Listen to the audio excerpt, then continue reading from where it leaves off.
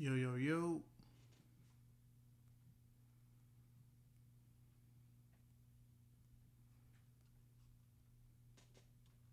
Y'all just let me know if y'all can see me and hear me.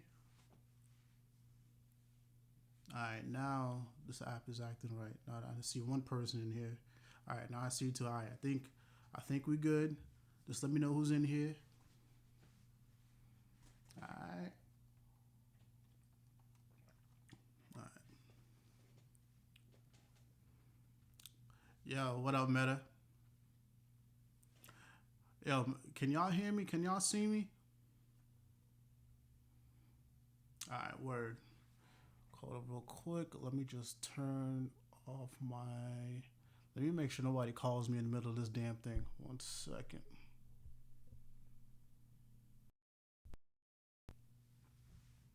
Alright, cool, cool. Bro, why you in the bathroom trying to look like JDF? You ain't loaded. You damn right I'm not loaded, but I might as well dress like I'm loaded.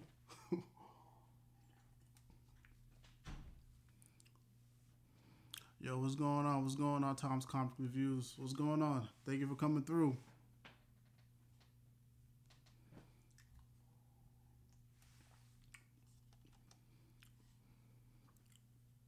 Hey, man, how y'all doing? How's your Friday night?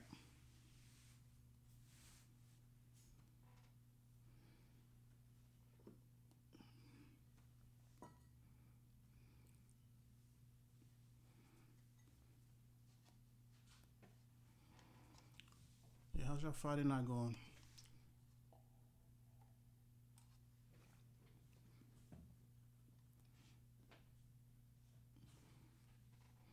Oh, what's going on, Elvis? I see you. Steph, I see you. Man, what's going on with y'all, man? How's your Friday night going?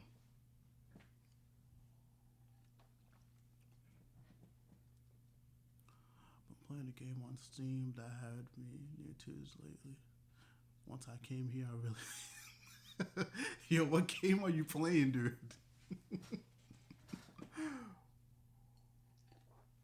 I thought I was the crier of the group. What's going on?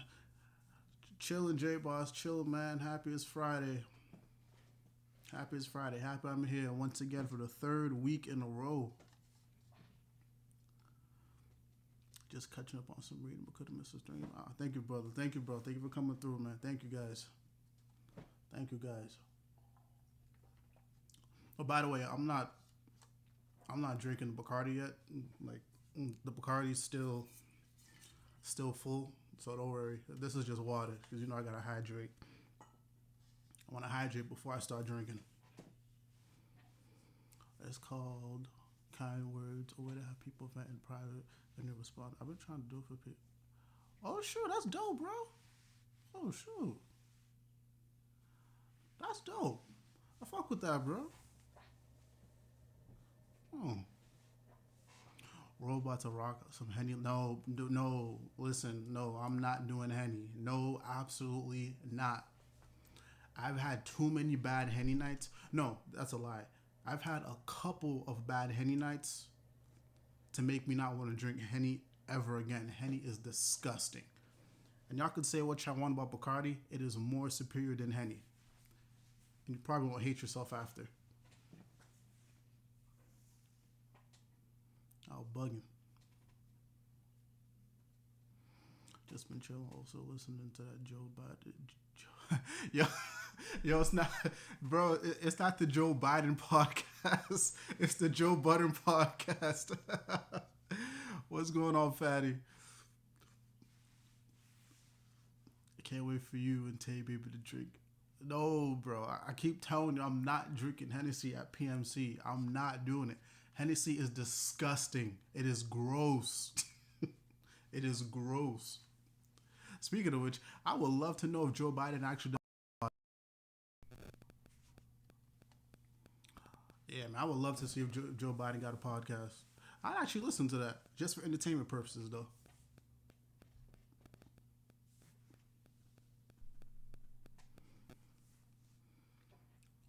J Boss been listening to the Joe Biden podcast for the past week.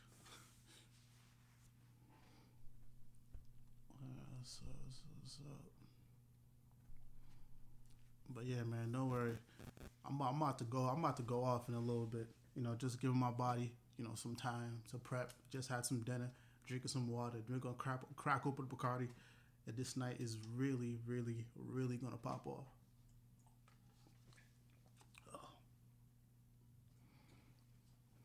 I believe we still shocked to separate the water.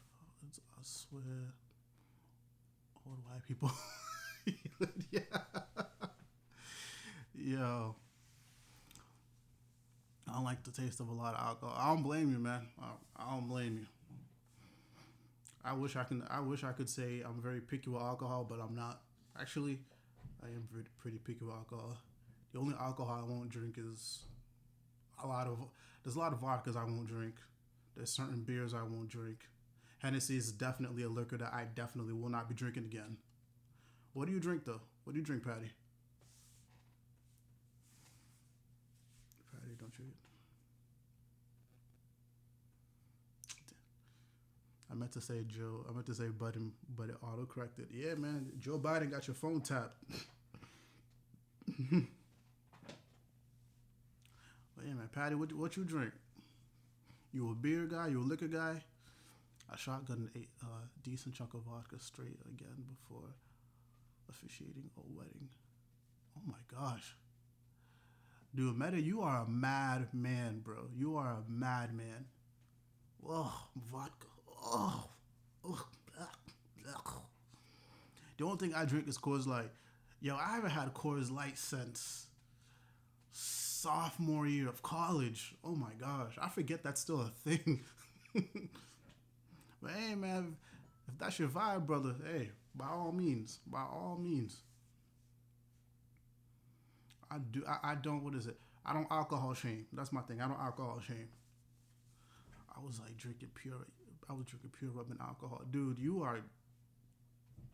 Ugh, that is gross, dude. Okay, I know I just said I'm not gonna alcohol shame, but you are wildin', bro.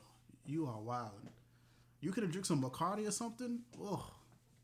I tried vodka before. I didn't like it. Yeah, man, vodka's not great. It's not good. Actually, no, that's a lie. A lot of vodkas aren't good, but I personally choose to stay away from vodka. I don't like it. It's not my cup of tea. But if it's around and it's the only thing around, and I don't have Bacardi or whatever drink of my choice, I'll drink it.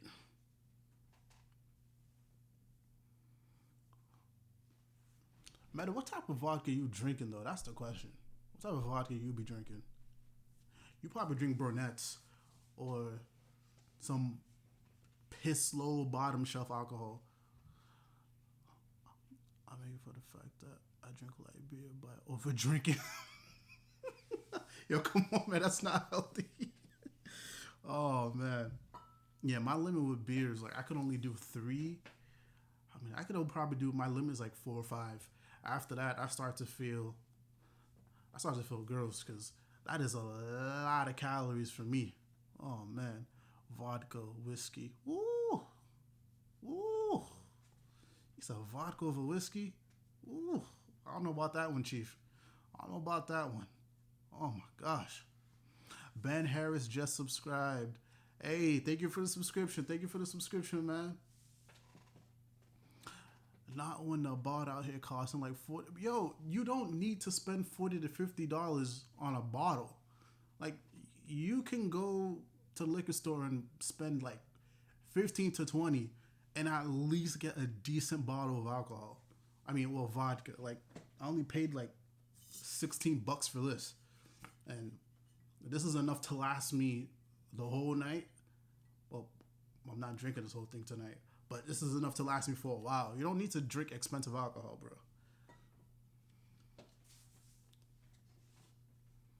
The last one was just absolute. Oh, absolute vodka. All right, that's not bad.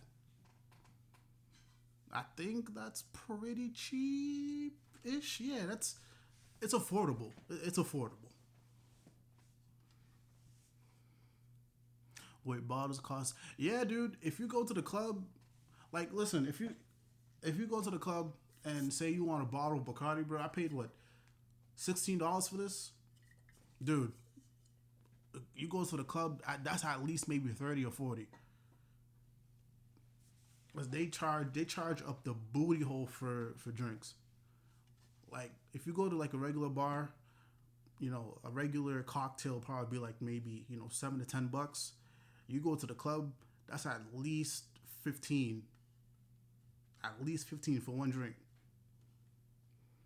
Sometimes it's worth the expense. I'll argue that. I would definitely argue that. I mean, because either here's my opinion.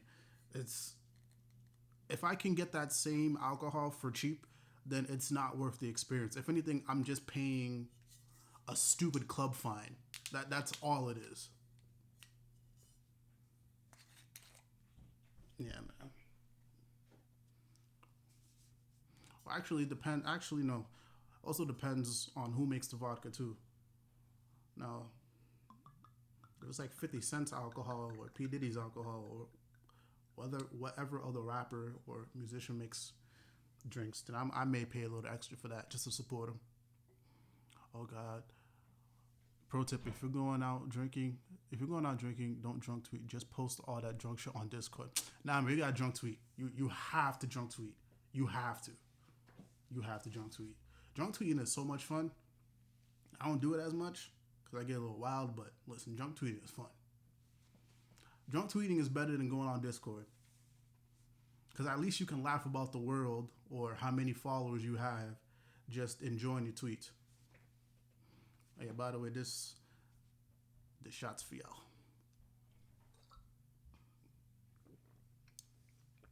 Ooh. Someone just walked into the store at work. Hey, thank you, Elvis, for coming through, man. Thank you, brother. Thank you, thank you.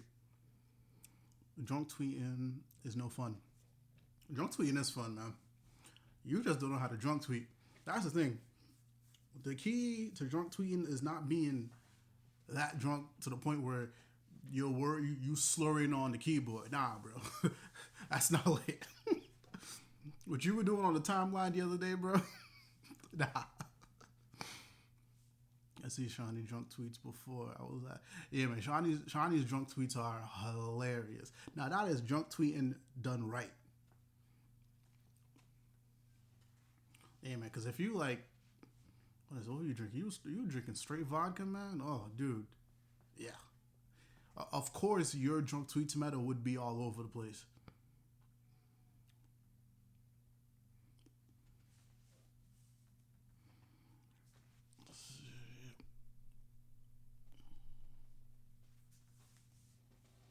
I said, oh God, I forgot I did Sky Vodka once. Ugh. Ugh. Meta. Again, Meta, you are a madman. Oh, complete madman. Ugh. Ugh. I was doing it with the VR setup on. Looking at the desktop mode with that on makes everything blurry. So, wait, what? Yo, what kind of madman are you to drink and then put the VR on? Yo, that is wild. That is crazy. That is crazy. That is crazy. But it does sound kind of fun though. So maybe I should try it. But then again, you know, broke niggas don't have, money for VR. Meta, the madman of Legion. Yeah, Meta is one of the many madmans of Legion. Yes, he is. One of the best Six Rangers ever in the history of Six Rangers. Hey, man, so I'm gonna just go ahead and ask the question. Did y'all watch Crisis? Who watched Crisis in here? Who watched Crisis on Infinite Earths? Because I'm about to go off and do this recap, man. Ooh. Ooh, hold on. Wakanda versus Krakoa. Who wins? Oh, my Lord. Ooh. Wakanda versus Krakoa. Okay. Yeah, Krakoa. Sorry. Krakoa. Listen, the mutants do not give a fuck right now. And I love it. I love it. I love it. If you read, what is it, X-Men 4? Listen, Charles, Eric, Apocalypse ran up in that bitch. Listen, and told them world leaders what's up. And also on X-Force, they just wiping out everybody who has an issue with Krakoa or tries to steal from Krakoa. No, bro. Wakanda, no. No, no, no. I will put Krakoa over Wakanda any day, bro. Any day. Wakanda doesn't even. Wakanda is scared to trade with them, bro. Come on now. What does that tell you? Nah. Krakoa all the way. I seen. I got drunk in the virtual reality while doing a dance party and attempting to talk to all you guys. After that, I got out of it. Ended up in a uni call. I woke up with a dark. Yeah, see, that's what I'm talking about, man. You doing all that wild stuff when you're drunk. I don't watch TV, TVH. I seen the first. I see the first two episodes. Haven't seen the last two of the crossover. Yeah. Watch the last two. But odds, just spoiler alert. I'm probably gonna be talking about the whole entire event as a whole. So yeah, just spoiler alert. But yeah, man, Crisis on Infinite Earths was dope. I enjoyed it. Do I believe some parts were a little slow? Yeah, but overall, I definitely enjoyed the event. I love the cameos, even though I do feel that a lot of the cameos they took up they took up a substantial amount of time. But then again, I mean, I think that was one of the main points of the crossover was just for the cameos for a lot of those characters, you know, that had their time for their stories to close. So I understand it from that point of view. Let's see here. I thought the last two episodes were the strongest of the crossover. It just got straight to the point. The cast was shortened substantially, which allowed everyone to get a substantial amount of screen time and for the plot to progress. So I really enjoyed that. And was it? I don't mind spoilers. But yeah, yeah. So I don't even want to say I'm excited for what they are going to do, but I'm not necessarily interested to follow a lot of these stories, minus Black Lightning, much further. It's way too much for me, but I do appreciate that everybody is on one Earth. It's stripped right out of the comic book, so they can do a lot of interesting things. But I don't expect Black Lightning to be around like the other heroes are around because I think Legends, Arrow, Flash, and Supergirl all film in Vancouver, while Black Lightning is Atlanta. So, as much as I would like the idea of him being around more, it's not going to happen because they have to do a lot to get him here. But other than that, I expect to see more intermingling between the shows in between crossovers, which would be dope, and it would definitely help their ratings a lot.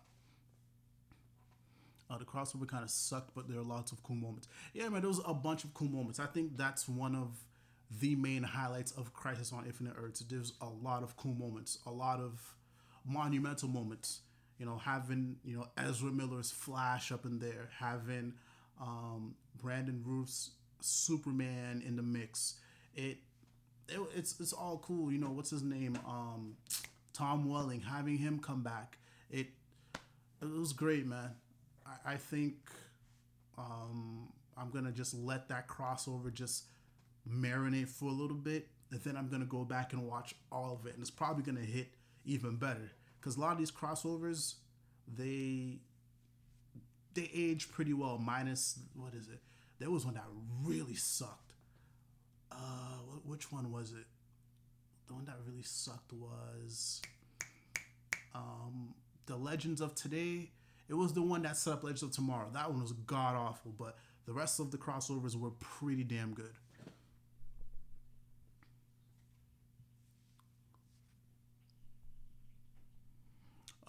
Which is better, Absolute Carnage or Powers of X? Elaborate on why House. Wait, wait, you can't do that, Terrence. Wait, wait. um, I'm gonna say House and Powers of X was definitely better than Absolute Carnage.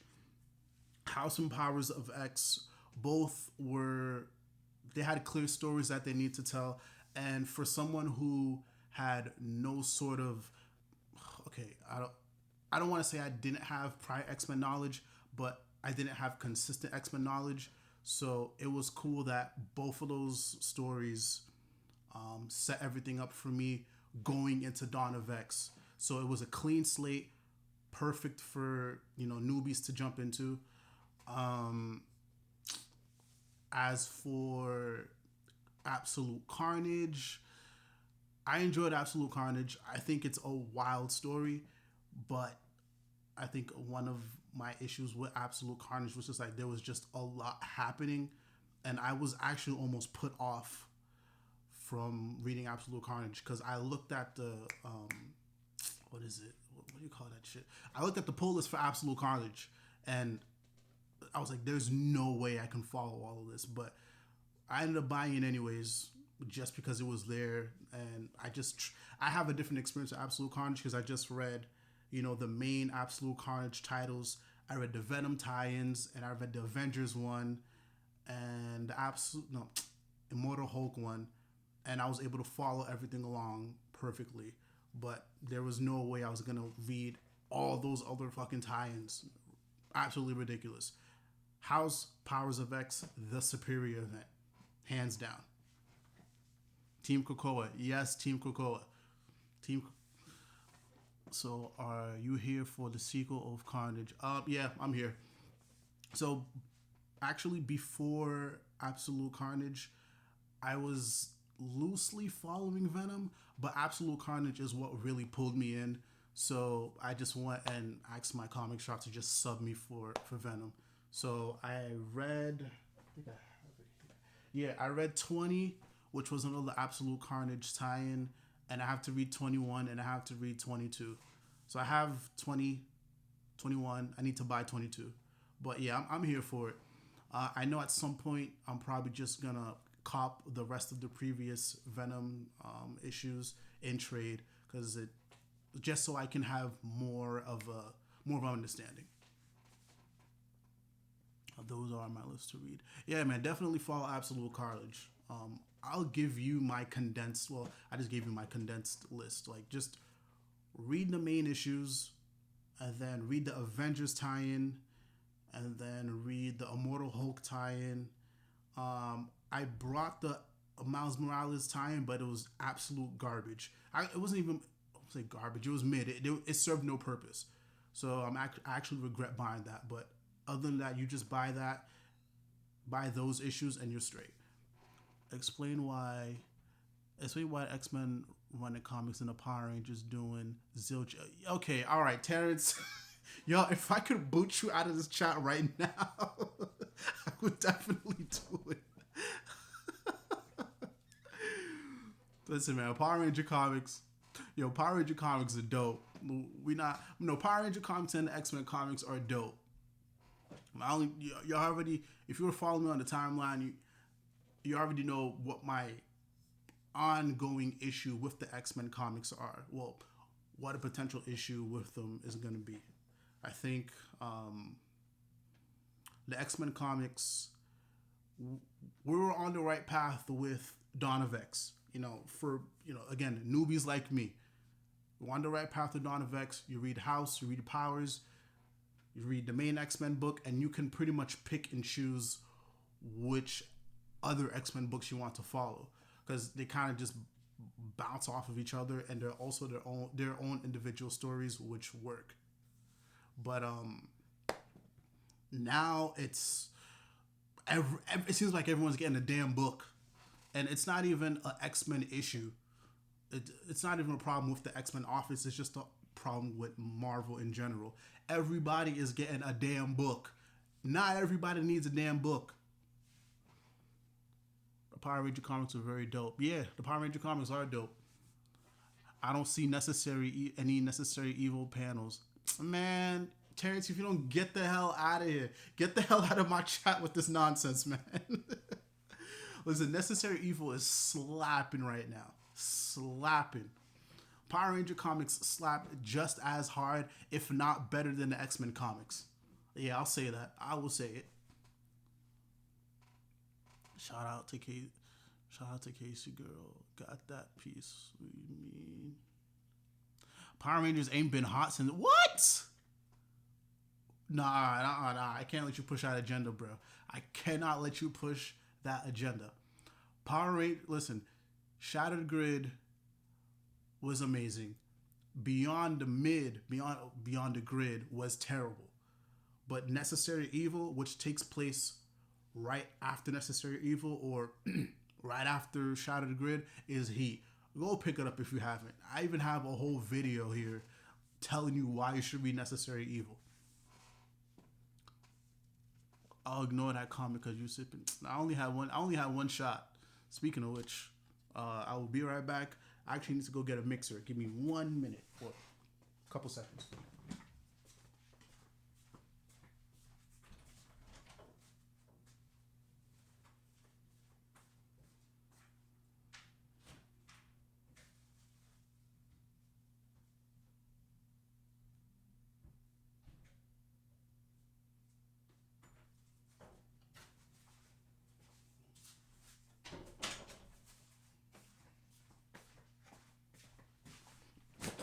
All right.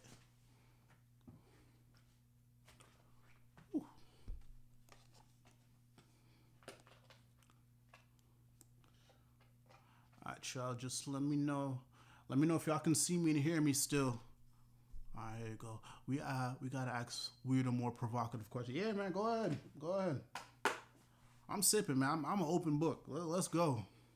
Let's go. I'm staying at the crib.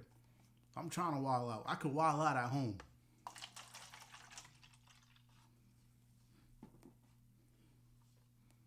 Explain why the MCU is hot garbage. I got you. Give me 1 second.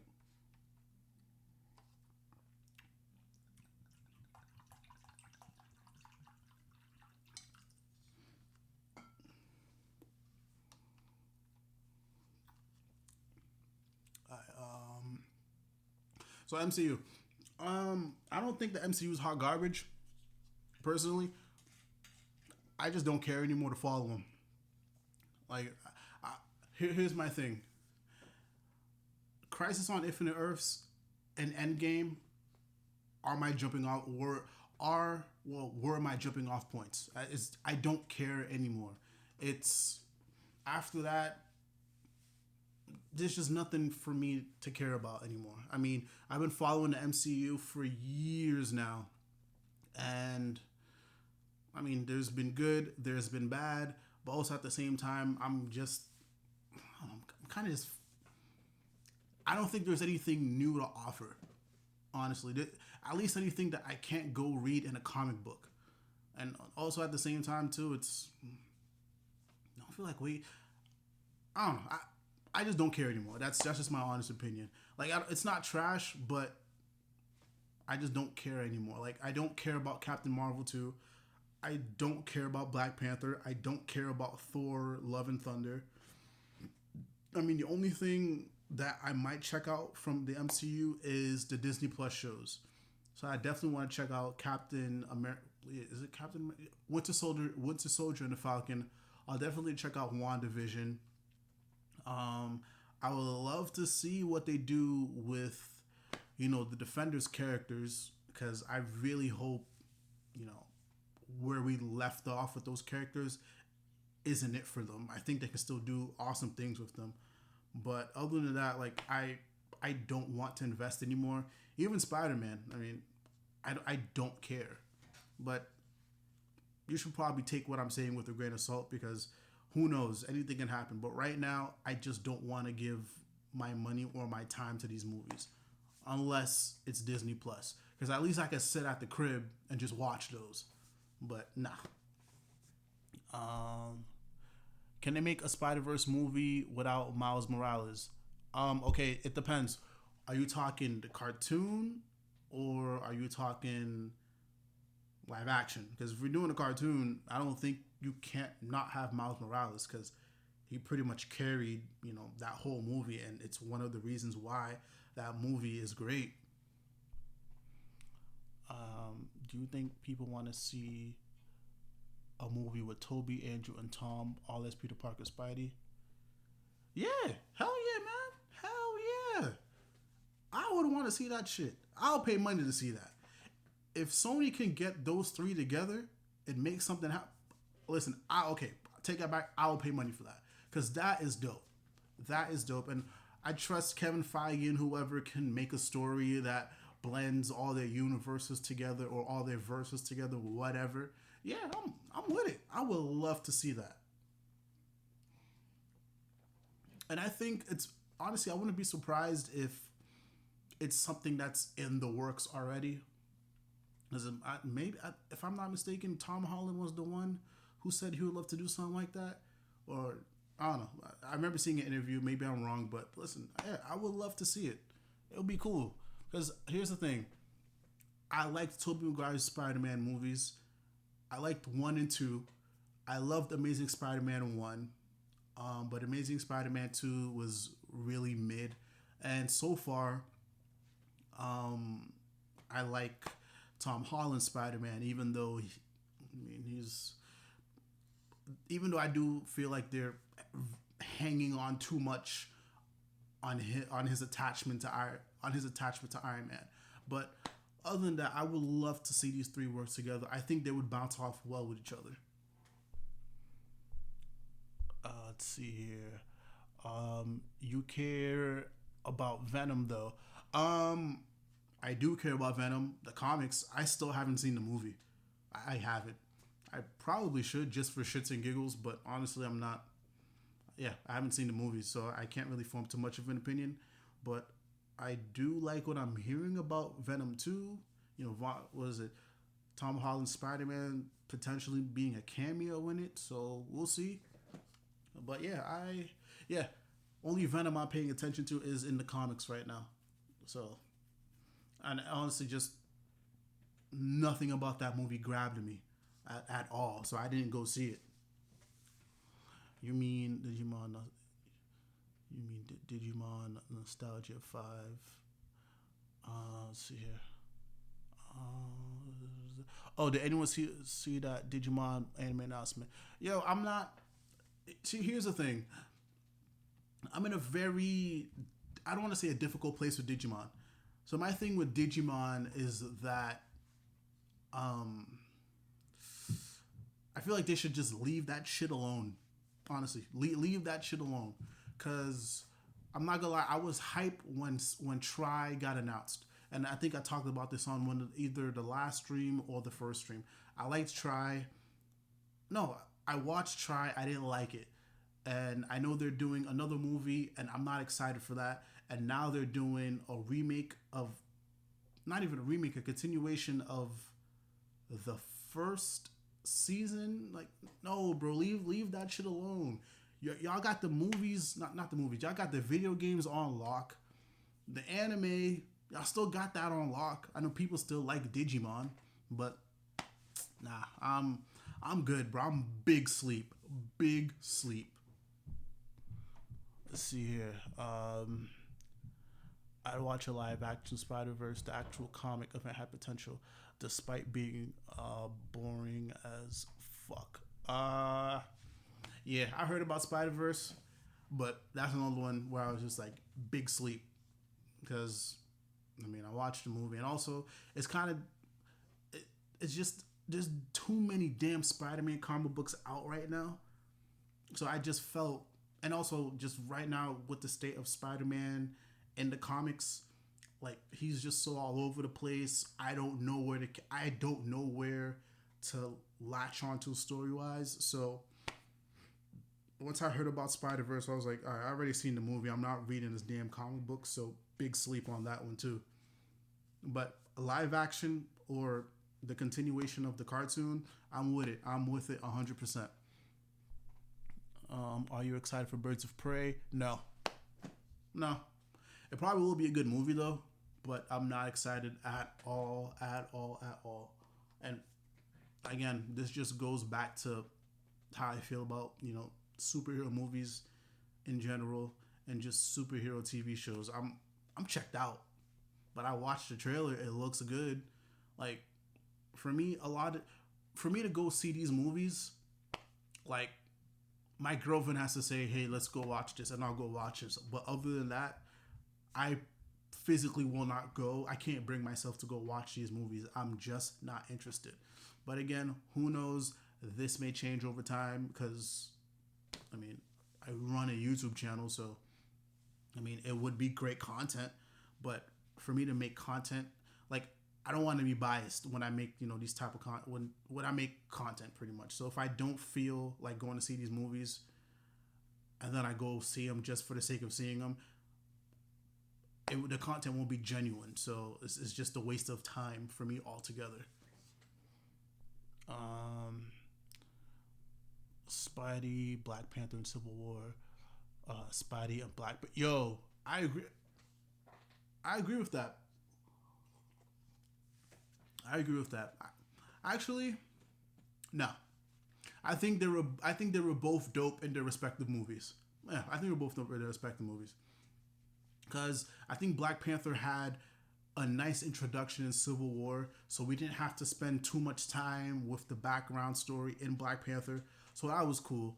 And same thing with Spider-Man. It's like they just threw him in.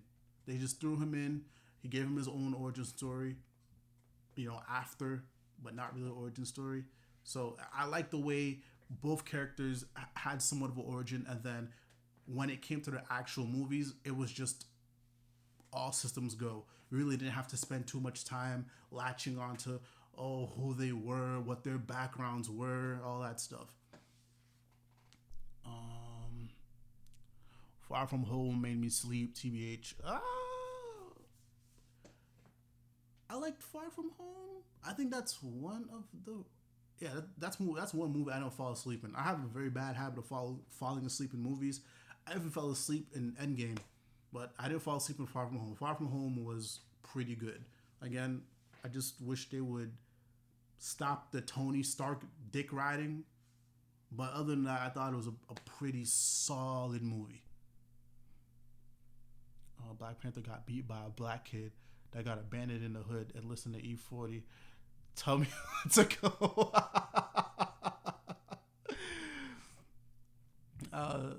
Friendly Spider-Man run from Taylor. I need to read that. Yeah, I'll read that because, like I said, I have no idea where to start with Spider-Man. I really don't. I have no idea. So if y'all want to help me out, put that shit in my YouTube mentions. Drop that shit in my Twitter mentions, man. Help a brother figure out where to start with Spider-Man because I have no clue, none. Because every time I'm checking on the internet, Spider-Man got this book, Spider-Man got that book. The Amazing Mary Jane over here, Spectacular Spider-Man. Like, yo, what? Where is a newcomer supposed to hop on? I don't know. Like, honestly, if they were to do a complete, whatever Spider-Man stories are going on right now, if they were to end those or wrap them up and then do a number one for the main Spider-Man story and Amazing Spider-Man, that would be dope. But I have no idea where to go. Let's see here. Using time on things you enjoy. Yeah, man, that's what I'm doing. That's why I read all these damn comics. It's stuff that I enjoy, and it's way more consistent. You gotta wait 2-3 years for a damn movie. You never know when the shows are gonna come out. They end, and you don't really have a time frame on when season 2 is gonna come out. That's mostly for the Marvel stuff. You know, with the DC stuff, but yeah, I don't enjoy it at all. At all.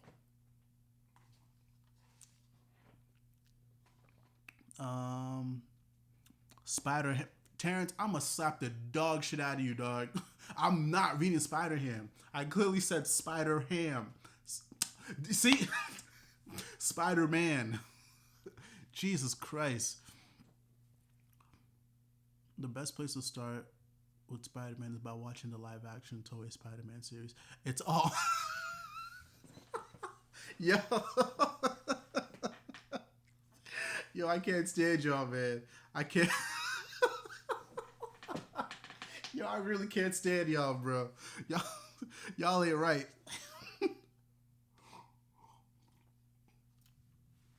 Wow.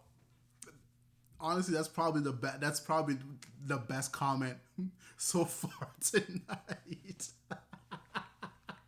I really can't stand y'all. Oh my gosh. Top three favorite X Men. Ooh. Let's see here. Well, I like Cyclops because he's a dick. That's pretty much it. So he's number one automatically.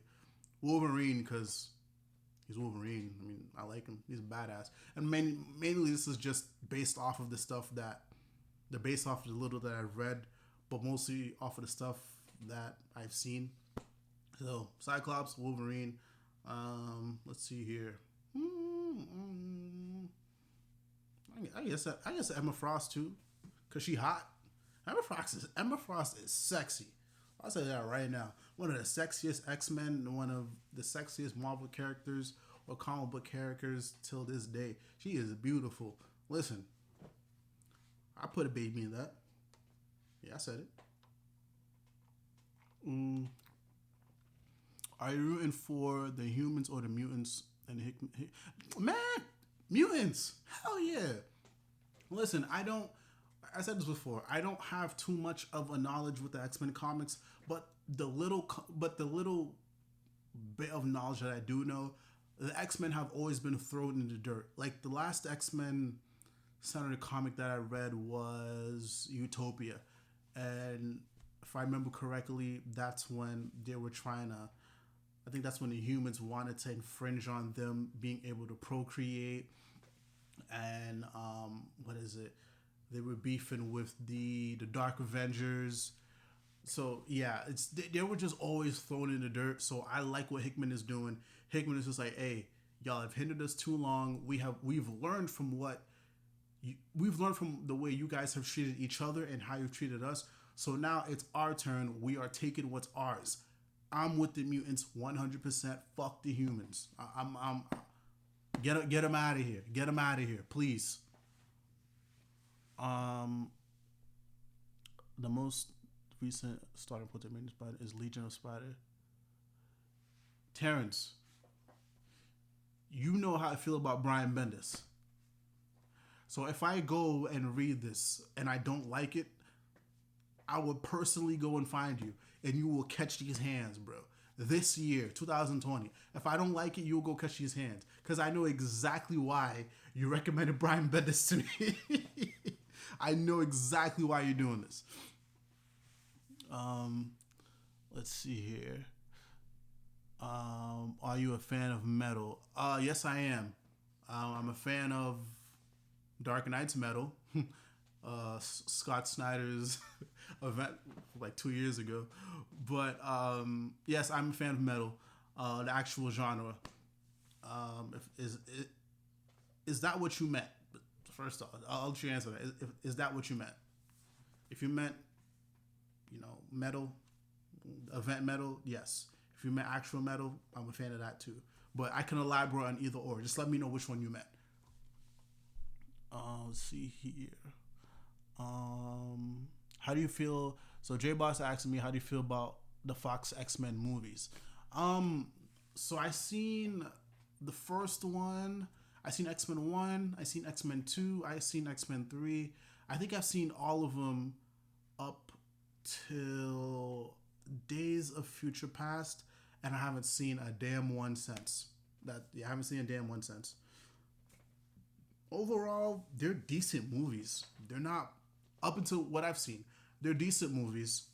They're not bad. I really enjoyed how Days of Future Past just, it was like a complete loop. Like I remember feeling like, wow, this was a pretty well done story. I mean, I know a lot of the other movies, like the first three X-Men movies, weren't that great, but I do like how I was able to just circle everything around. So up until that point, I think they're decent. Nothing amazing, but also I need to sit down and watch them again. But from memory, they're decent. That's the best I can tell you. Um, how do you feel about the bat? So, what is it? Kenlon on the beat. How do you feel about the Batman Who Laughs? Batman Who Laughs is for me. He's entertaining. He's entertaining. I like the Batman Who Laughs. I mean, I know it's literally just a Batman and Joker, just kind of fused together. Was it the Batman who snorted up what is it, the Joker toxin? Yeah, I think he's cool. I like what Williamson is doing with the Batman Who Laughs and Batman and Superman. Um, I like what Snyder did with him and the Batman Who Laughs miniseries. So he's a very. I know he's gonna stick around for a while, and he's a very menacing character. I said character. Character. He's a very menacing character. So he's entertaining. He makes for some pretty good stories. Like I said, I like what Williamson is doing. I like what Snyder did. So yeah, I don't have anything bad to say. And remember, you're talking to somebody who doesn't have. I have a good amount of knowledge of comics based off, you know, the Rebirth stuff that I've read. But yeah, has have we seen something like this before? I don't know, but like I said, so far I enjoy it. Legion of Super. I'm not sure what this will talk about, but do you think Scott Snyder ruined Justice League, DC Universe with Apex like environment? No, I don't. I don't think he ruined it. So here's my thing with Scott Snyder and the Justice League. Um, how do I say this? How do I say this? I think his justice. I think the year of the villain, and whatever he was doing with the Justice League and the Justice Doom War, I think it overstayed its welcome. I liked the build up to it, but honestly, for me, just for my initial just reads, it kind of fell flat a little bit. Like this didn't feel like a war to me. The Justice Doom War is not a war. It's literally both sides just making a bunch of power moves against each other. That's really what the Justice Doom War is. And that's one of the disappointing parts about the Justice Doom War. It didn't feel like a war. Like what is it? Even when they actually were scrapping, the Justice League and then, Apex Lex and all his goons were fighting. Like we barely even got to see that part of the fight.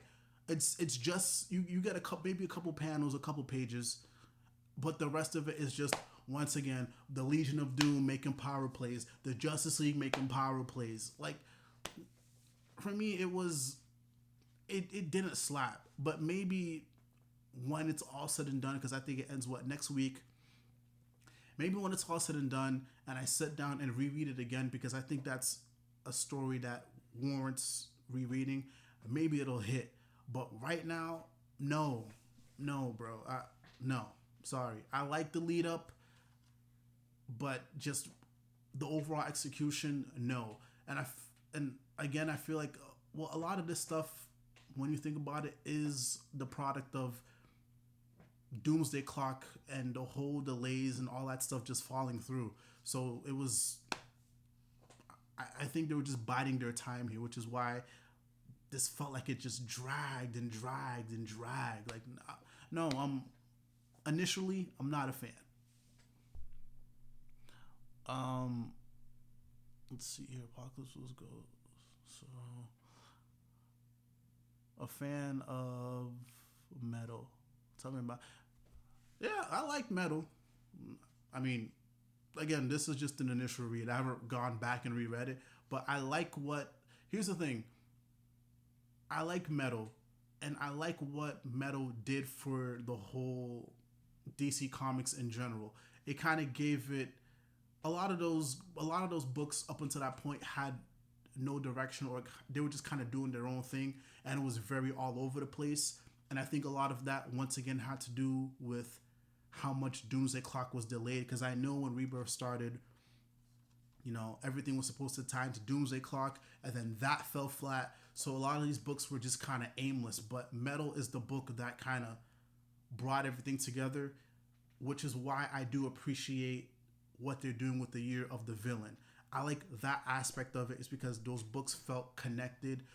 All of them were affected by what was happening in the Justice League comic books. So I do appreciate that aspect, but the Justice League comic book in general and where they went after that, it was great, but for me it fell flat. Let's see here. You read Deceased. I did read Deceased. Deceased was probably one of my most favorite comic books of 2019. I don't like. Initially, I'm not a fan of all that zombie shit. I think it's very overrated and very overdone. But Deceased did it well. It brought all my favorite characters together. Well, here's the thing. Yeah, it brought all my favorite characters together, and it gave them a pretty well done story. And I'm not gonna lie, that shit it tugged at my feels plenty of times. I liked I like Jonathan Kent. I really liked how Taylor represented. I like how he was written. I like how Damien was written, even though it's kind of weird. But then again, I get it. It's not really the same universe. And I've really enjoyed how at the end of it, I really just felt sad, and it was I felt like Doom really did take over.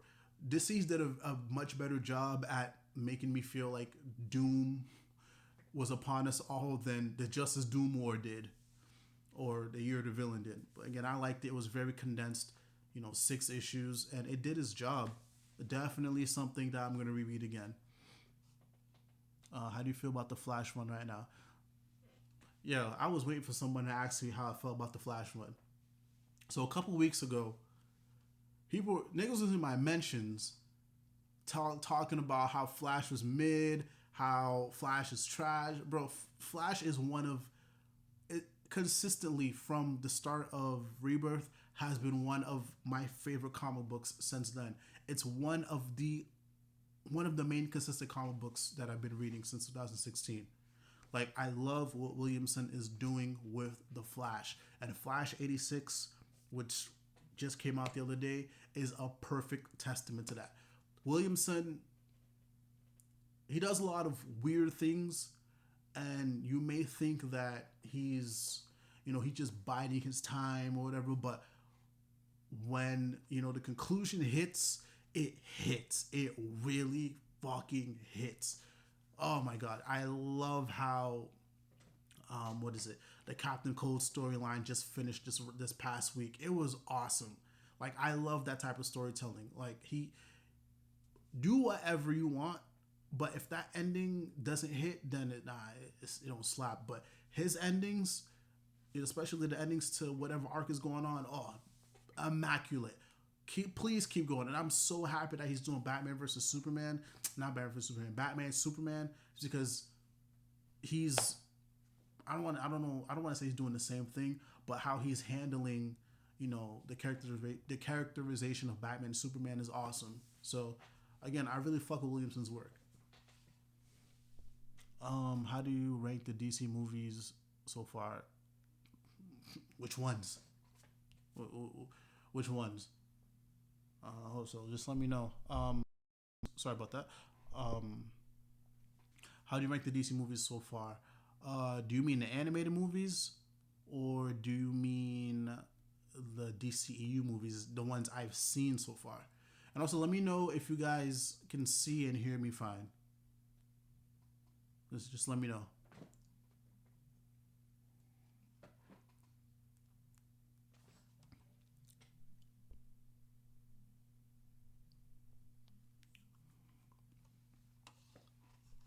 I'll give it like another minute. Yeah, let me know how you got. Let me know if you can see me or hear me fine. There's a chat kind of just went dead. Probably just the app just messing up.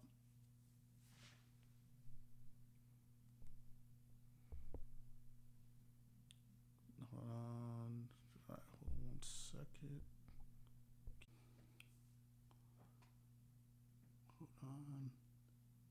Hold on. All right. I'm back. We back. We back. We back.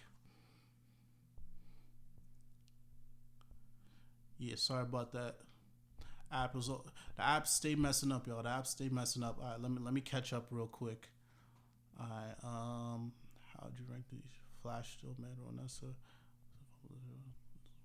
Oh, gee, oh man, y'all have a lot of strong opinions in here. Okay, all right. Let's see here. Williamson fumbles every arc. Nah, man, Williamson does not fumble every arc. No, that's one of the reasons why I'm still staying with it, man. I like Williamson. I like his Flash, man, and I'm really enjoying how I'm really looking forward to what he's gonna be doing next. It's all worth it in the end. That's my favorite part about his writing. Um, let's go. We back. Tom Taylor, the mad strap, putting feelings into book. Yes, he is. Yes, he is. I remember reading the last issue of Deceased. I was in bed reading it. I was sad. I literally was sad. I had to put on something funny on the TV after. Like it was sad, but I like when stories can make me feel sad. So it was all worth it. How do you feel about Wally West and how he's been treated? Okay, so which Wally West? We talking CW Wally West or comic book Wally West? Name one thing Barry has done noteworthy.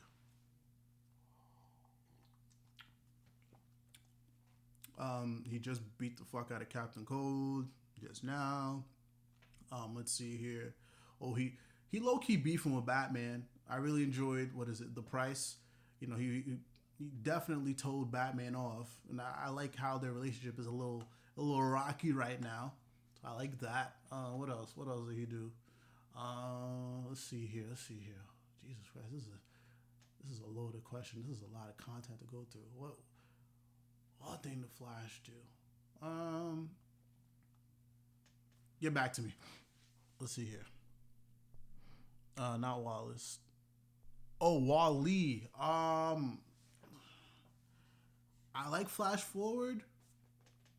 I think it's a nice story that's helping him get back into the good graces of people, and it's just all in general just a nice way to bounce back from Heroes in Crisis because that wasn't a great story at all. So, but then again, also at the same time, I can understand how things went the way they did in Heroes in Crisis. So it's cool to see him, you know, getting back in touch with his hero self. He's going through all this nonsense with I still don't know what the fuck that guy's name is, Tempest or whatever. But yeah, I just hope we get to a point with Wally West where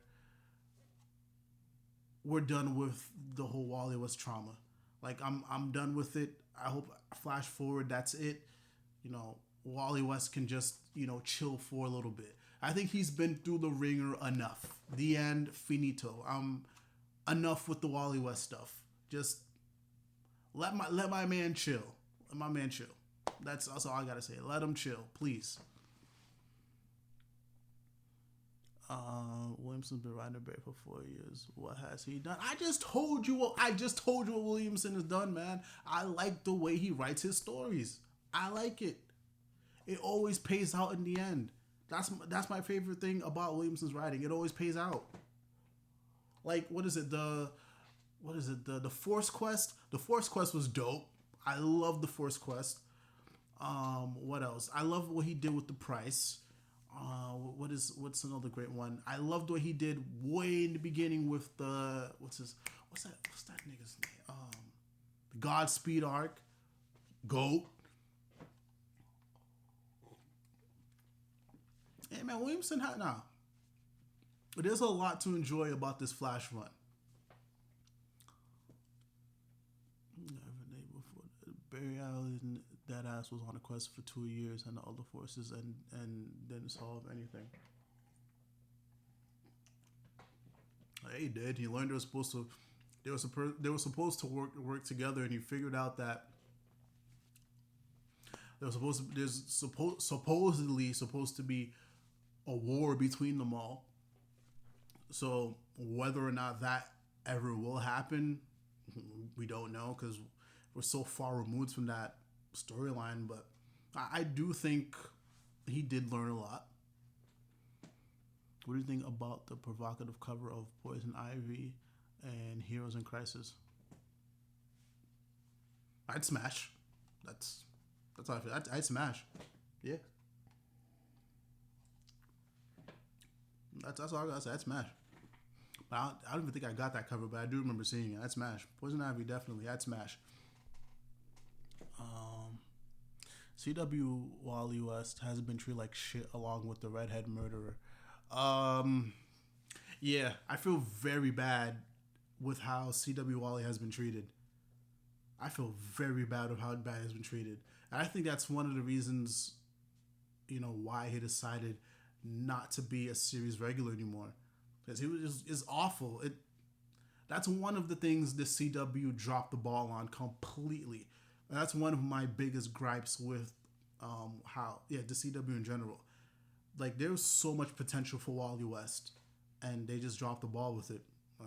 And I hated it, but I'm glad that you know he can still come back and still does come back. I know he's scheduled to come back in one of the upcoming episodes of The Flash, but other than that, yeah, man, go do your thing, man. I would rather him not be here or be an off and on guest versus him being a regular member of the cast and them treating him like crap. Because no, he deserves way better. And here's the thing: they built him up for great things, and they dropped the ball on it. They built him up and they dropped the ball. So, hey man, if you much love to Kane, yeah, much love, man. Much respect to him, man. It was time for him to move on. They weren't doing much with him, for real. Let's see here. What else? Ro really love Mid. Tragic. Yeah, man, I do. I do. I like Mid. You're talking to the guy who enjoys the Rick Grayson arc. Well, the later half of it.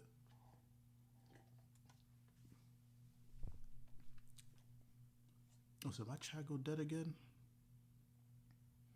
Oh yeah, let me know. Yeah, I feel like I'm a broken record saying this, but yeah, let me know if y'all can see me or hear me fine, man.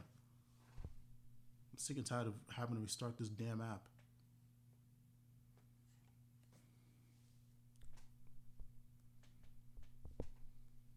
Yeah, let me know if y'all can see me or hear me fine.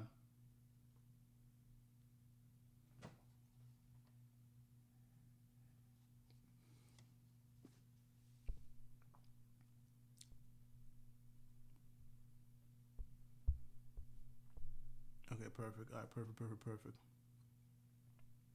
right, perfect. Oh, perfect. I see I see a Justice League poster. I'm looking away. Man, listen, leave my Justice League poster alone. It's a good poster. It just sucks that the movie was trash. Like, I fell asleep watching Justice League. Actually, I'll say this: I watched Justice League on bootleg and I fell asleep, and I never tried watching it again.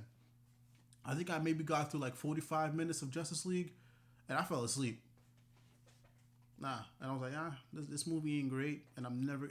I just felt I didn't feel compelled to watch it, and I don't really give a shit about the Snyder Cut either. It's probably still a big, what is it? What Joe Budden say? A two pack of ass. That's all it is. No movies aren't great, and just I think it was J Boss who asked that question. Yeah, if I could rank the DCEU movies, here's what I'll say. Uh, I'll give, what is it? I think Man of Steel is number one, and then what is it? Oh, no. Wonder Woman number one, Man of Steel number two, Batman versus Superman number three, um, Suicide Squad number four, I guess. Because that wasn't that great of a movie, and Justice League number five, and those are the only ones. Those are the only ones I've seen. Those are the only ones I've seen. That's it.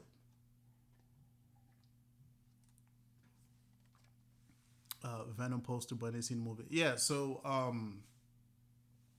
I haven't seen Shazam, and I haven't seen Aquaman. Like I told you, I stopped caring about these movies.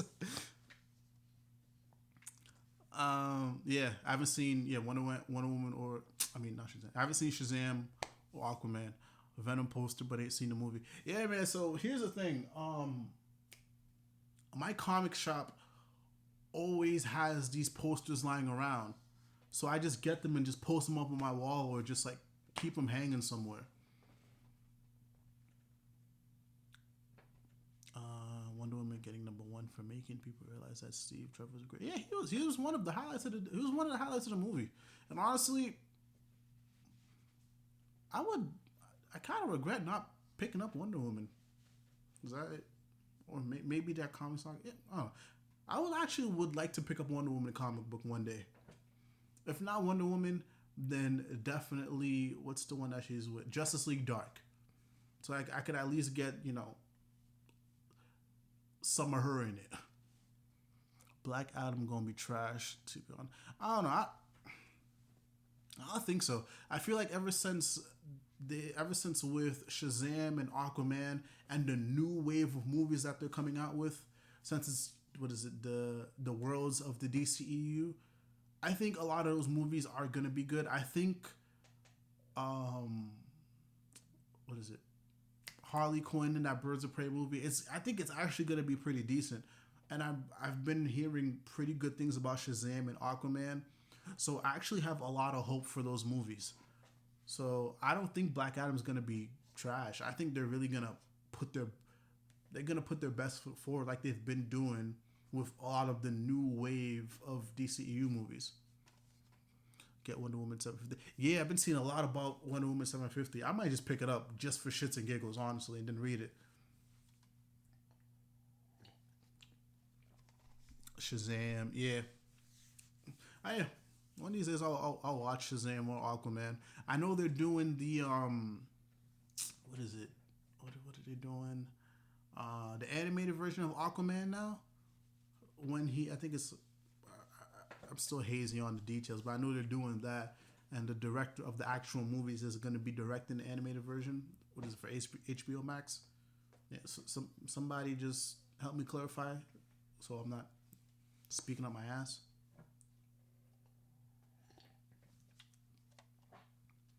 The Rock making him anti-hero so early. Um,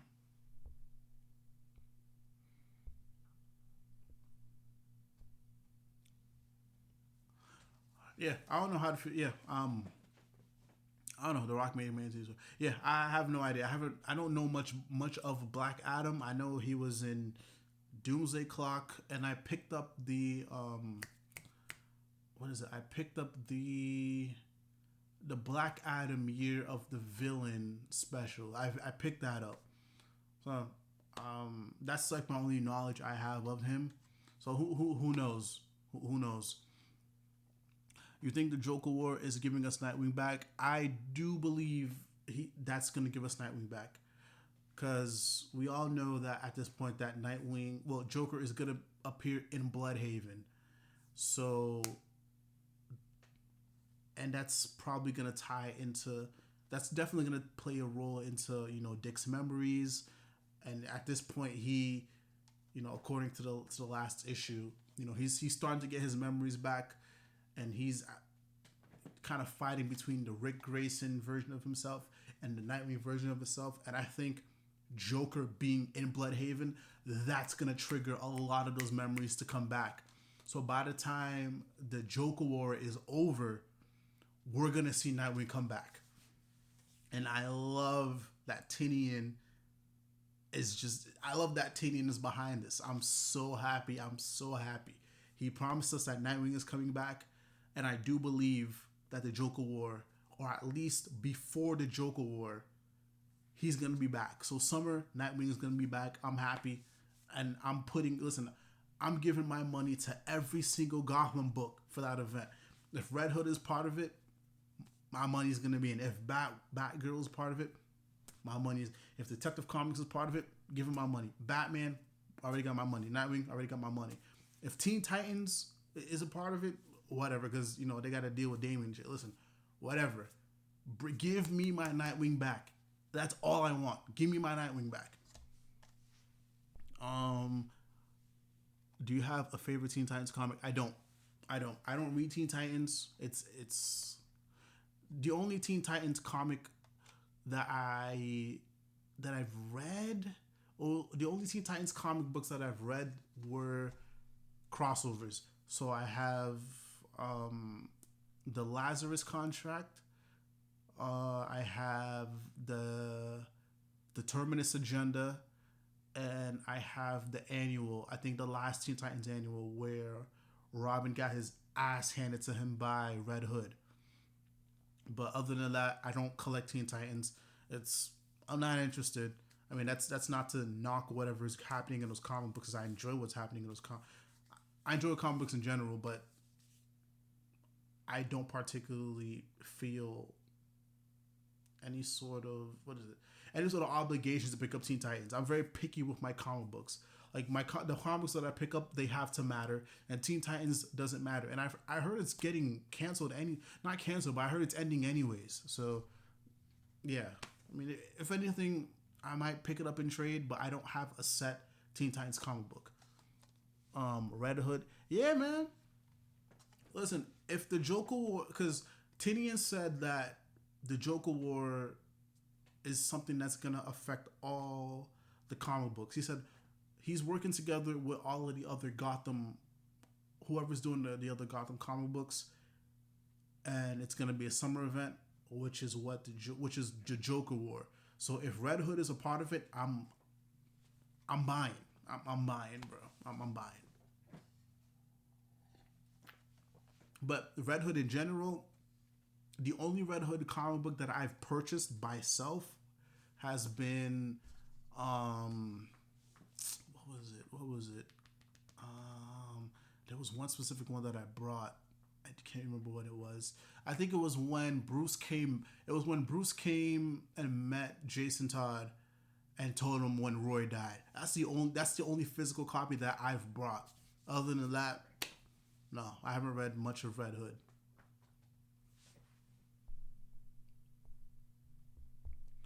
Let's see here. If Red Hood, if Red Hood a part of it, I'm. Yeah, but dude, the whole point of it is for the Gotham books to come together for this event. So, I mean, it would make sense if Red Hood is a part of it. I don't get why you would drop it. Red Hood and the Dark Trinity. That Batman and Red Hood comic I enjoyed. Yeah, that's the only one. That's the only one I brought. The only other Red Hood comic book that I did read before that, I remember. I think Red Hood found out that. Excuse me. I think Red Hood found out that Penguin was the one who murked his father, or something like that, and he tried to kill Penguin, but he failed, and then Batman heard of it, and then he came to God, and then he found Jason, and both of them threw hands. I remember that. And then at the end of that comic book, who saved Red Hood from getting his ass handed to him by Batman? Fucking Roy. That was right before Roy died in Heroes in Crisis. That's like those are the only two Red Hood comics that I remember. But I feel like that current run of Red Hood is probably something I'm just gonna read and trade. The Red Hood and the Dark Trinity has been.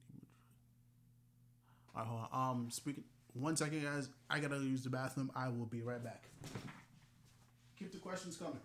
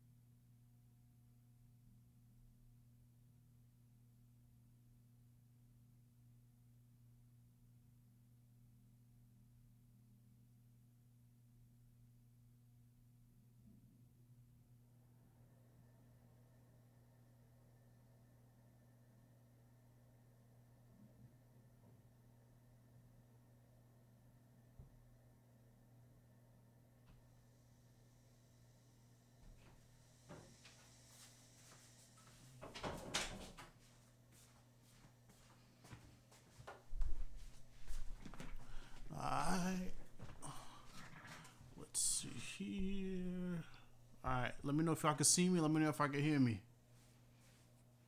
Real quick.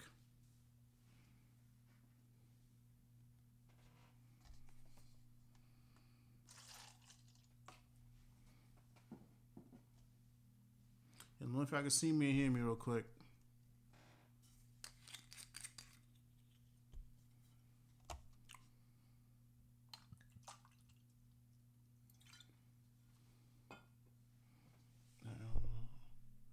Oh, that Sonic puzzle was pretty cool, by the way. Oh yeah, yeah, that's just another one from.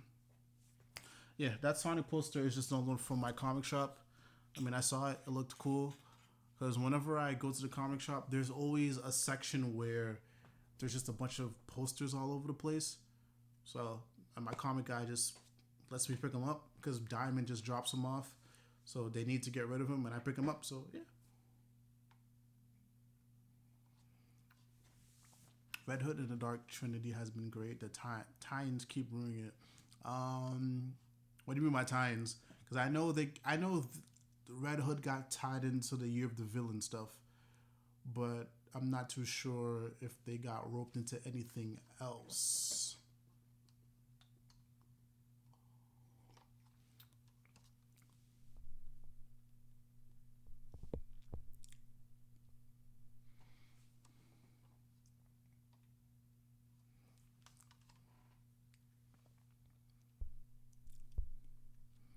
Let's see if I missed any other questions here.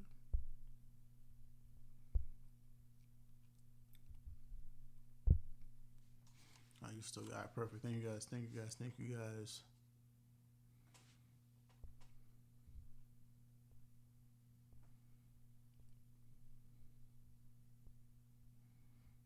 Yeah, man. So let me know. Keep the questions coming, y'all. Keep the questions coming.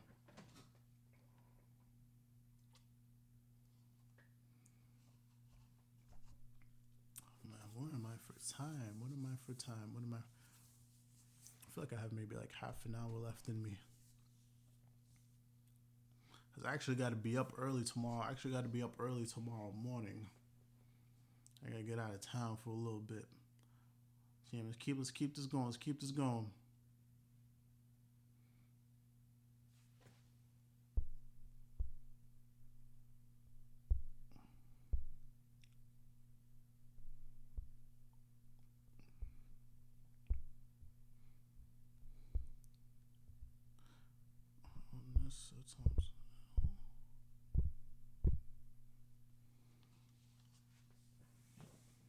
What's going on now? We follow.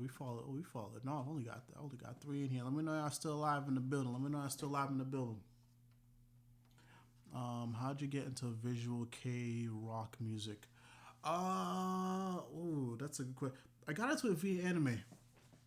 So, um, I want to say it was high school. High school's where I really delved into it because I think I was watching Death Note, and I really loved what Nightmare was doing. I loved the world and Illumina, so I went and I just started searching up for their music, and I came across some Asian music sharing site, and I downloaded like I want to say one or two of their albums, and then after that, what did I do? I downloaded it to one of their albums, and I was able to find other bands via that website. So that's how I found Duran Gray, and then I listened to Duran Gray's album, and then that's how I was able to get into the Gazette, and then from then on, it was just all systems go from there. So yeah, so I've been I don't I feel like lately I've fallen off of Visual K because I only just listen to a couple of bands now, nothing too major. So lately it's just been Duran Gray, Buck Tick, Lynch, the Gazette. What else? Who else do I listen to? Kizu.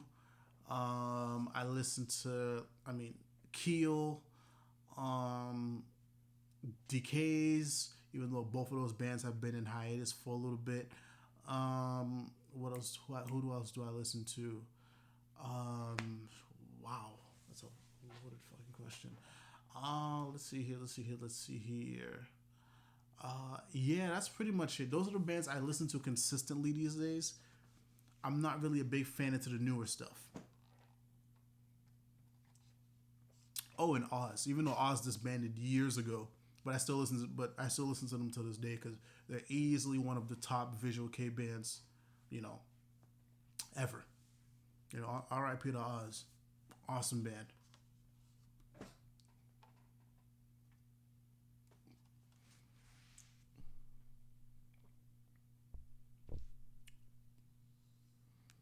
Also, legend against multiple. Yeah, man, they're good bands. The Gazette is the Gazette is the band that really influenced me to start playing guitar. So, yeah, actually, both of these guitars here. Let's see here. This model guitar that I have, the Les Paul. I got it because Gazette's guitarist Yuruha. I seen him play, and I always said I wanted a Les Paul because I seen him play it. So yeah, I went and purchased me one, and then when I see him play, I also wanted to play myself. So that's what influenced me to start playing guitar, taking lessons. Well, pretty much self taught, learning myself. So yeah, this one is Gazette influenced, and I have the. Let's see here. Hopefully this doesn't fall. I have the Viper right here,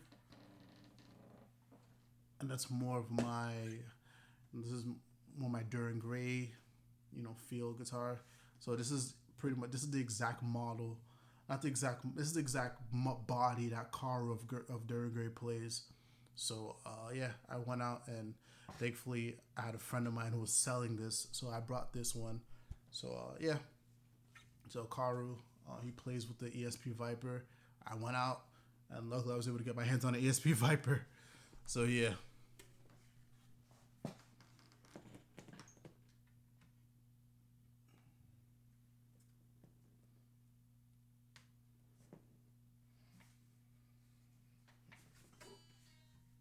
Yeah. Right. Yeah, man, keep the questions coming, y'all. Keep the questions, y'all. I got 4 people in here. I was like, keep the questions coming, y'all. We got about like half an hour left. Maybe even less because I did have to restart the stream a couple times. Yeah, keep the questions coming, y'all. Let's finish strong. Let's finish strong. I got about 5 people in here. How y'all doing? How y'all doing? By the way, how was the Durham Gay concert? You must have had fun there. The Durham Gay concert was amazing, man. 2000, I want to say 14 or 13 was the last time that I saw Durham Gray live, and this time, the band felt way more unified. Way more unified. It felt more in sync. The set list was way more Japanese. So normally they don't have a set in the US or overseas where it's album heavy, but they this time around it was very album heavy. So I was like I listened it was pretty much the whole entire the Insulated World from start to finish. And it was amazing. I had a great time. Um, there's definitely a lot of songs that I didn't enjoy before, but after that concert, I enjoyed them way more. So it was awesome. So I'm definitely looking forward to the next time I see him. But after this, I'm okay with waiting a good couple more years, to go see Duran Gray again. Anyway, just got back what I missed. We were just chilling over here, man. I got a bunch of questions about the Flash. Just the usual shit, man. It was a good time, man. It was a good time. When we got about like half an hour left in me, so keep the questions coming. Y'all keep the questions coming.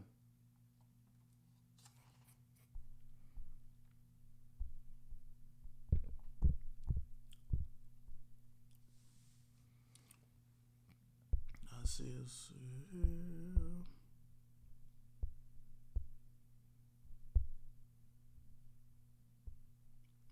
literally says still over how uh people give credit for New Mutants. Oh yeah. Honestly, how do I feel about that? I figure I might as well answer that question. I don't know if Elvis is still here or not. Yeah, I have no idea how I feel about that New Mutant stuff. Um, I know Fox was doing it, and then they dropped it. Um, and then Marvel picked it back up. So I have no idea. Yeah, I mean, New Mutants looks cool, but am I gonna go watch it? No. Are you playing any video games right now? Yes, I am. I'm playing Yakuza Zero. Yeah, Yakuza Zero, and then when I feel like it or when I remember to, I play Persona Five on not Persona Five, Persona Four Golden on yeah this baby the PS Vita. Yes, there's still PS Vita lovers out there in the open. Yes, yes. So I have Persona Four Golden on here. So when I remember to take it out with me, yeah, I take it out and I play Persona Four Golden. But other than that, I just chill at the crib and I play Yakuza Zero. Probably after this, I'm gonna sit back and play some Yakuza Zero and then fall asleep. But yeah, and the last video game that I played or beat was let's say Kingdom Hearts 3. Yeah, Kingdom Hearts 3, which was I could say it was worth the wait. Honestly, yeah, it was worth the wait. What video games have y'all been playing though?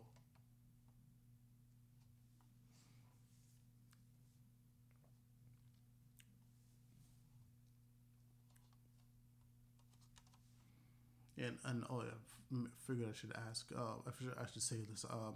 And besides Yakuza Zero, the only other game that I do play when I feel like it is Tekken 7.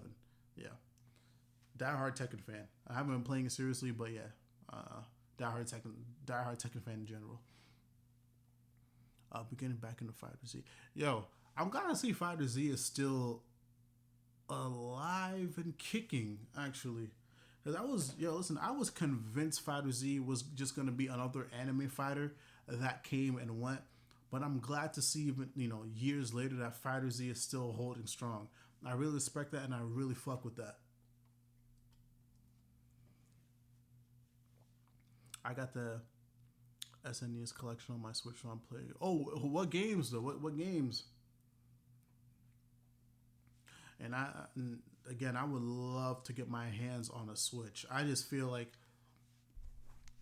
if I was to get my hands on a Switch right now, it'd be a waste of money because I just don't have the time to play one. Like I barely have time to play this. Like I have to like remind myself that I have a PS Vita. And I have to remind myself that I have a PlayStation 4 to play. Yeah, PlayStation 4 to play games. Hey, what's going on, Rico? What's going on? I and Dragon 11. What is Dragon 11? What is that? I know that have it. Yeah, I never heard of it. Mainly Super Metroid. Metroid. Oh man, I remember Metroid. I haven't played Metroid in a while. Yo, the last time I played a Metroid game was in elementary school. That's the last time I played Metroid. Other than that, no, never again. And I'm more of a Sony guy. And back in the day, I could. I remember I had Metroid on my Game Boy, but that's when those were the old days when I really didn't care for video games. So I gave away my Game Boy. So I don't really have too many strong memories of Metroid. Just beat a long game. Just beat a long game, and the ending sucked ass. What game? What long game was that? And I'm trying to Super Mario Kart, but it ain't count too good. Yeah, man, Mario. Yeah, those Mario games for me, I could only play them at a party setting. Like, I can't play those by myself. I commend people who can play those Mario games by themselves. Personally, I can't. I don't find enjoyment in playing those games by myself. Like, I gotta go to someone's house, and they gotta be a good amount of people, and we can all rotate on Mario or Mario Kart. But for me, like by myself, it's just not a game I can do. Dragon Quest 11. You forget. You did forget a whole that's word. I'm like, yo, I was like, yo, what the fuck is Dragon 11, dude?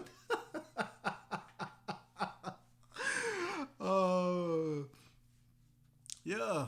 How was Dragon Quest? I've never played a Dragon Quest game. Never. Never in my life. I probably should. What Dragon Quest game should I start playing though? For a newbie, for someone who has no idea. What's a good one? Let me know. The Tekken game I played the most was Tekken 5. Bro, Tekken 5 is dope. I bought Tekken 5 two times. I bought Tekken 5 for the PS2. Then I went and bought Tekken 5 Dark Resurrection for PSP. You should play Tekken 6. Well, Tekken 6 wasn't that great story wise. But yeah, man, play Tekken 6 and play Tekken 7. And stick to Tekken 7 because Tekken 7 is awesome. But it's so competitive now. But yeah, if you want to get good, there's a bunch of tutorials up on there. But Tekken 7 is an amazing game. I bought that shit on launch. I went to the launch party. It was amazing. Launch party at my local GameStop. It was amazing. I fought against a good couple, no, a good batch of great fighters. So the online community is great. The local scenes are great. So definitely, man, it's awesome.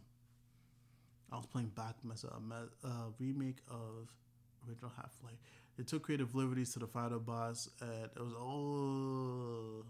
ooh, no. See, man, no, that just sounds terrible. I never played Half Life, but just the second half of that message, they took creative liberties to the final boss and ending. Nah, bro, nah. I don't.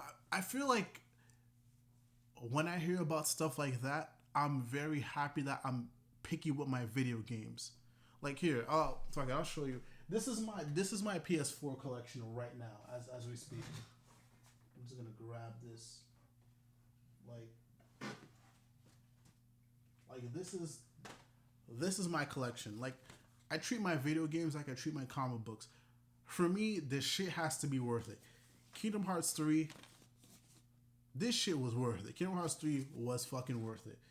Final Fantasy 15, I still need to play that shit. Tekken 7, definitely worth it. Horizon Zero Dawn, I need to finish this. Yakuza Kiwami, worth it. Nier Automata, worth it. Batman Arkham, what is it? Arkham Knight, worth it. Far Cry 4, I got this from my ex, never beat it. I beat a good chunk of it, but yeah, worth it. Yeah, man, I hate hearing about games like that. And I feel like I do a lot of research just so I can pick and choose what games I spend my money on. Because I hate hearing stuff like, you spent money on this game and then it ended up being half-assed. I hate that shit. The games I've been... objectively, the game is definitely weird, but the ending's gonna leave... Yeah, nah. Yeah, I don't know. That's just another reason why I do an obscene amount of... Sorry, why I do an obscene amount of research for my video games. I hate doing that shit because video games are fucking expensive, dude.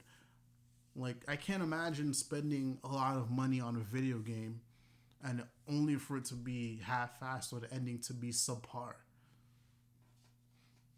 I've been playing that too, Devil May Cry 3. Yo, I tried playing those Devil May Cry games. I remember getting the collection, the HD collection for PS3. And then I think that game had aged so badly, in my opinion, that I couldn't get past like the first chunk of the game. Because it was like, this game looks terrible and the gameplay just aged too poorly for me to even just want to continue. So it was a lot of money just down the drain.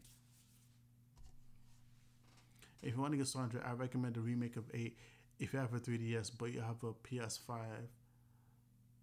But I go with 11. Yeah, I can get a 3DS. That's no problem. Yeah, there's a lot of games that I would like to beat at least once in my life. Like, I remember there was a while I didn't beat any Final Fantasy games. I beat 2 of them, I beat Crisis Core, and I beat Type Zero, and I beat Final Fantasy X. One day I'd like to beat a Pokemon game. One day, when I can just get over myself. But yeah, Dragon Quest is definitely a game that I would love to beat one day. So I'll definitely take your word for that. I just gotta go get another 3DS because I lost mine. I have the collection. I've been playing that Devil May Cry 3. I have the collection on my PS4. Yeah, man. I even on the PS4, I don't think I can do it. Like I had it on the PS3, the Devil May Cry collection, and I just couldn't do it. Like if anything, I might just sit back and watch somebody play the game and then tell you guys I played the game after watching someone else beat it. The Final Fantasy VII looks great, even though I'm not big into the Final Fantasy collection. The Final Fantasy is great. I played Crisis Core, which is the prequel to Final Fantasy VII. I tried playing 7, but again, this is another case of a game that had just aged so poorly that when I tried playing it in modern time, I couldn't do it. So I'm happy that they're doing, the remake, but it sucks that we have to fucking wait because of the delays and shit.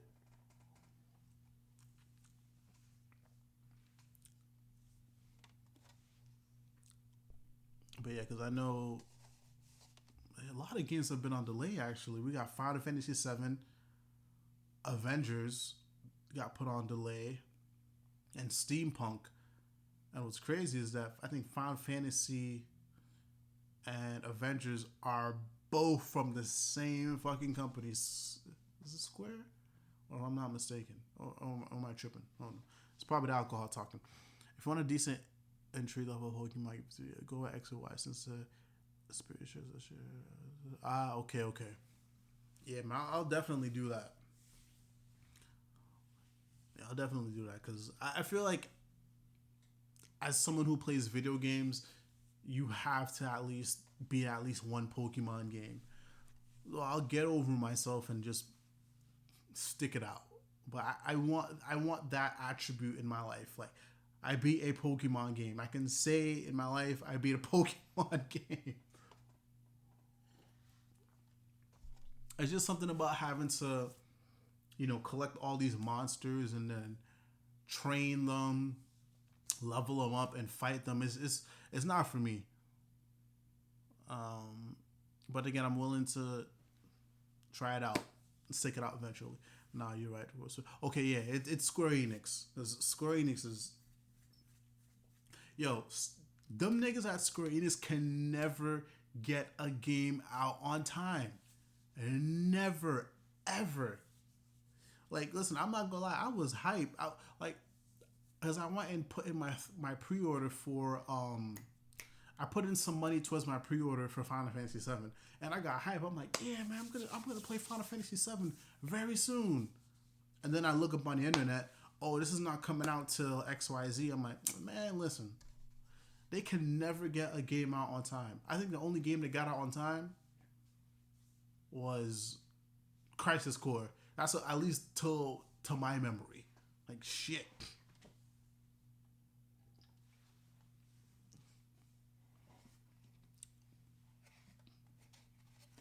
But who knows? But listen though, if they gotta take their sweet ass time for them to put out a great quality game, then whatever.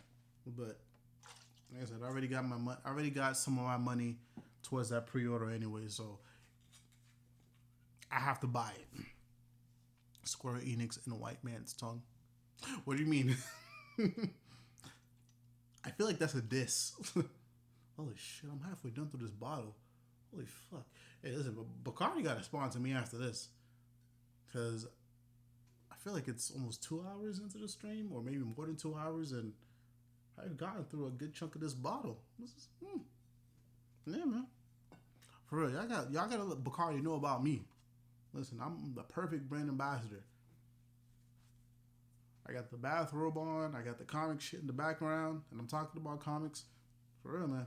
Brand awareness. 2020. I'm gonna be Bacardi's brand ambassador. Chug, chug, chug. Yes, chug, chug, chug. I'm not chugging this shit though. Like I said, I gotta be up pretty early tomorrow morning, so I can't get too I can't get too lit. Actually, let's check what time it is.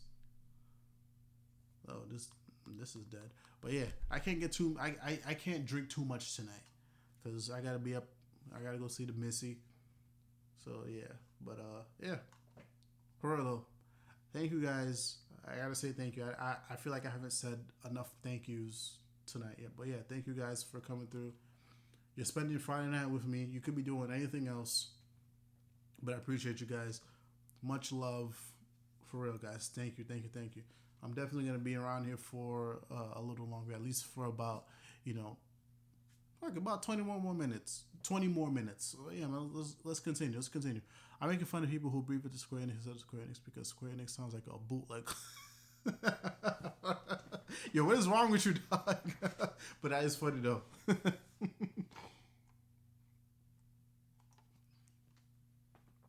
Squeenix instead of Square Enix because it really does sound like a bootleg Kleenex. Oh man. But yeah, man. Once again, thank you guys, man. For real, I appreciate you guys. I appreciate you guys. And I've been on the subway for an hour, but thanks for the stream. Yeah, much love, man. Thank you, thank you, thank you, thank you, thank you. Yeah. Also, fuck it. I might as well just give you guys up there. So yeah, I let you. So I dropped a video yesterday. So I do have a laptop. It's coming. Well, it's here, but long story short, that's the laptop that I'm gonna be using. It's what we use upstairs to just handle all of our business. So my mom likes to watch her programs and stuff. So that's the laptop that she's using. I went out. Yesterday, and I got her a Roku. So that's gonna be coming in soon. So once the Roku comes in, I can take that laptop, which works very well, and I can use it to edit my videos, be way more productive while she has the Roku so she could watch her programming. So that the Roku should be coming in on Thursday. So once that happens, I'm going to go and set that up for her, and then I'll have that laptop here, and then it's pretty much all systems go. But until then, that's why I've been kind of very slow with the content. But like I said, once that laptop comes in and it's mine, it's all systems go. I did, I put on the latest video editing software that I use, Wondershare Filmora. So it's loaded up and it's pretty much all ready for me to go. So I gotta wait like another week or so before I can just really start moving forward. But again, I thank each and every single one of you guys for the patience. Like, I'm so fucking excited to just put out more content for you guys. Like, I have a growing list of things I want to do with this channel. So yeah, just look out. But again, thank you guys for coming out here through the streams, man. For real. Square Kleenex for tough stains. That's a nice little slogan, though.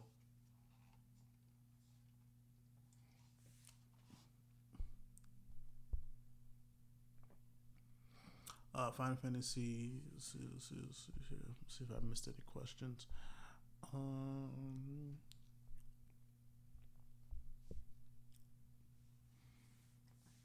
oh shit. Yeah, man. Once again, thank you guys. And yeah, man, I'll be back again next. What is it? Yeah, I'll be back again on Friday. Again, same shit. It would actually be a surprise if I was to keep this same bottle and wait it out till next week, because I have a 3-day weekend, so a lot of time for drinking and shit.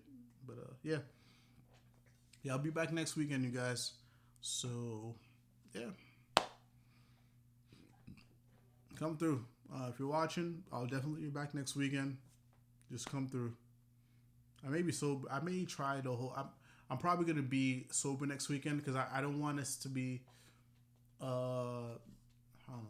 Maybe I'll take that back. Do I want to keep drinking on streams on Friday, or do I want to keep it sober? Let me know. Let me know what you guys think.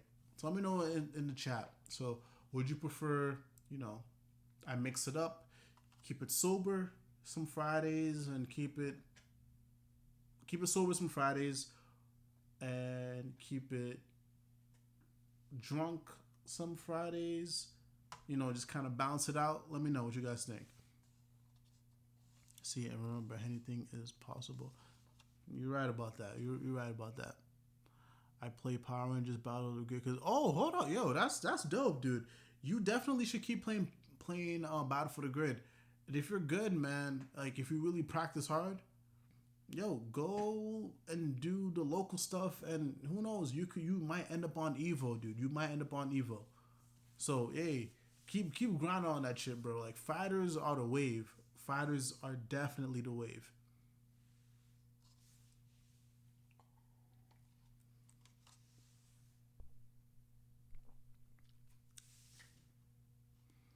Anyway, so at some point, I don't know if it'll be happening anytime soon. I will definitely not be streaming from a phone. So I just want to say that. But I do appreciate you guys for sticking with me, even though a lot of my stuff is just through the phone right now. That's one of the reasons why I brought this damn iPhone, because the quality is somewhat better, and it's just a lot easier to maneuver versus dealing with that shitty ass laptop.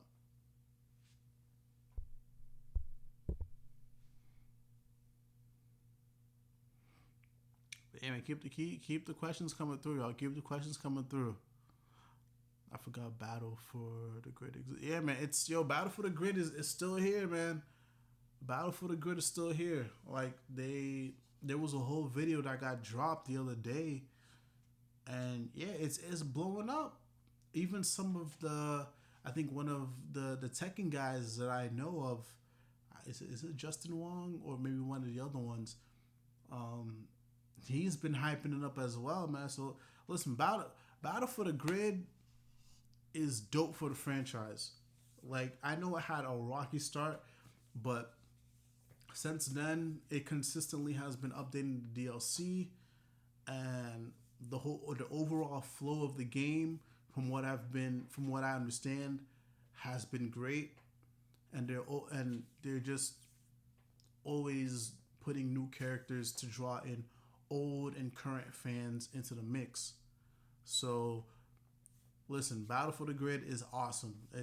I like it. I haven't played it yet, but I'm pretty much just going off of word of mouth and what I've seen on the timeline. And I feel like it's just one of the many things that's gonna help Power Rangers, get back to the status that it used to be back in the '90s. So I don't know. I don't want to say the show is doing that great of a job at, getting it back to that stature. I feel like weird ass shit like the video game will do that, because I feel like the show is, it's probably gonna be, it's probably gonna continue to be a shadow of its former self.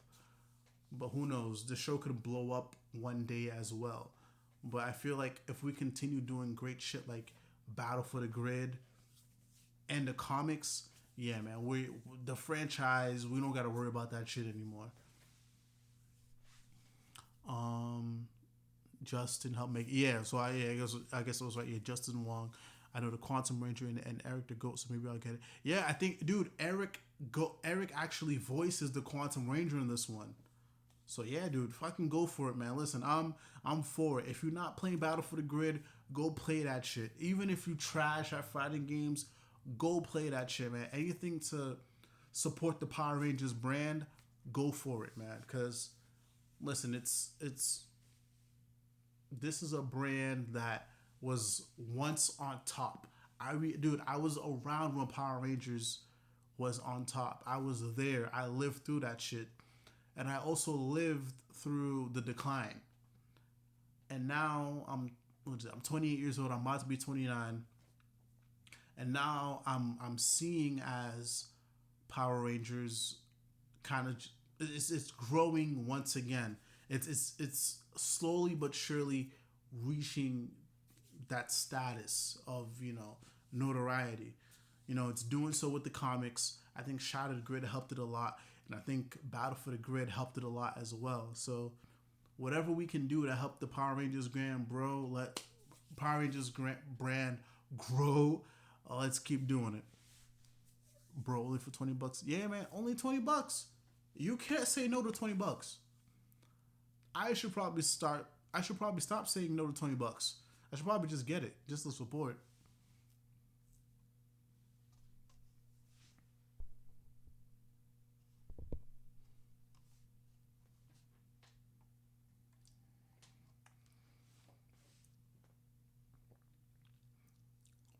Yeah, man. Who they have? So honestly, though, what would help for me? Listen, if they had Zeo Blue 3, that's what Z. Listen, if you get me a Zeo Blue 3 in that game, and Steve Cardenas is voicing it, say no more. I'm in there. I'm in there like swimwear, cause y'all know that's my favorite Power Ranger character of all time, Rocky the Goat. Rocky the Goat. That the newer characters have been fired, to be honest. Hey man, I believe it.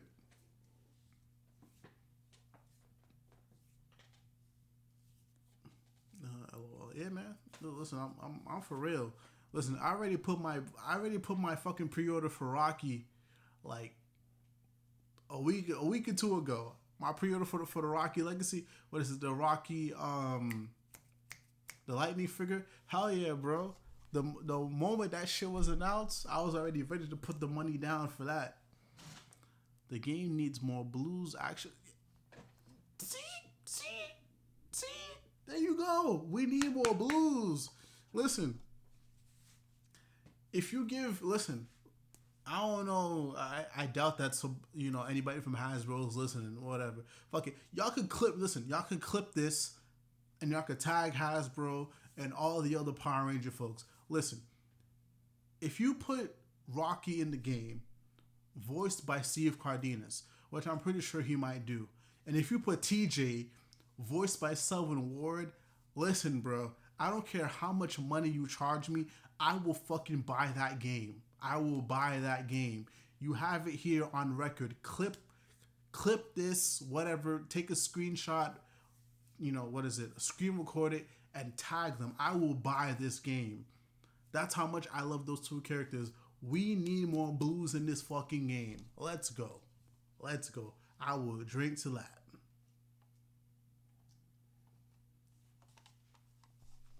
Give me the 2 gold blues. There you go.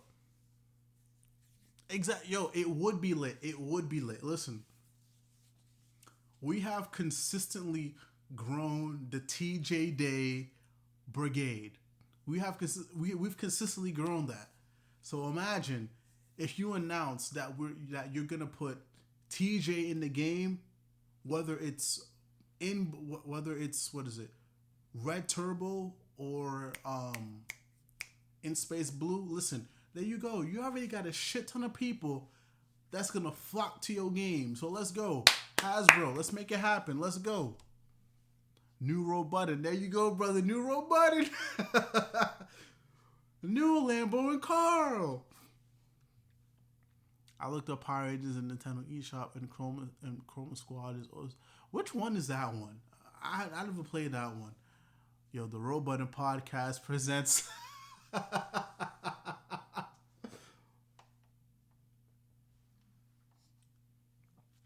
I don't know if I could hold on. I don't know if I could hold a podcast by myself. I gotta have one of the homies with me, man. Well, we got Lambo in the chat. Speaking of which, y'all need to go and check out Q and BS.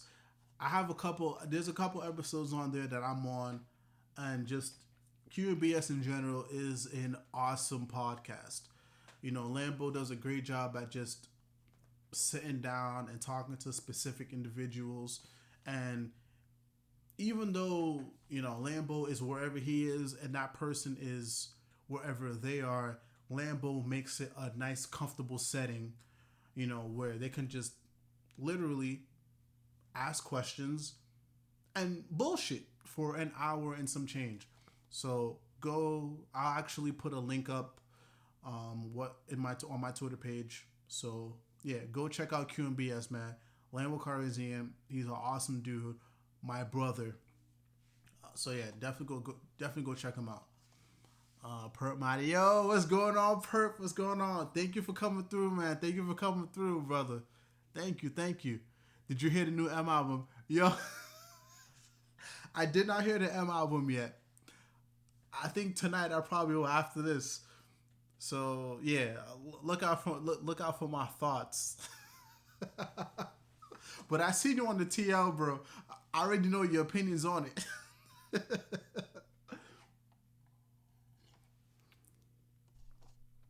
Oh man, kind of whack how they ain't got any beast morphers in this game. Yeah, I feel like it's. I feel like Battle for the Grid is one of those games where they're just gonna slowly but surely incorporate what you want in the game. It's I have no doubt in my mind that at some point Beast Morphers will be included in it. But it is kind of weird seeing though that Battle for the Grid launched right around the time Beast Morphers was out, so you'd figure to at least have one or two of the main characters as the starting roster. But who knows? I do believe they'll get up on there, especially now since the game is getting way more traction. So I feel like the more characters they put in, that's how they're gonna attract more people to the game. Because once you say, "Oh, Red Turbo's gonna be in it," "Oh, Time Force Red," or the moment you like for Power Rangers, keywords for old and newer fans are the seasons. So all you gotta say is, "I'm gonna throw this." All they gotta do, excuse me. All they have to announce is that they're gonna throw these characters in, and depending on who likes that season, they're gonna flock to it. So at some point, Beast Morphers will be in. I bet. I bet you can't get through 3 tracks. Oh, dude, I believe I could get through 3 tracks. I liked Kamikaze. I liked it. Do I listen to it now? No. But for the most part, I think Kamikaze was a decent album. So I'm pretty sure I can find.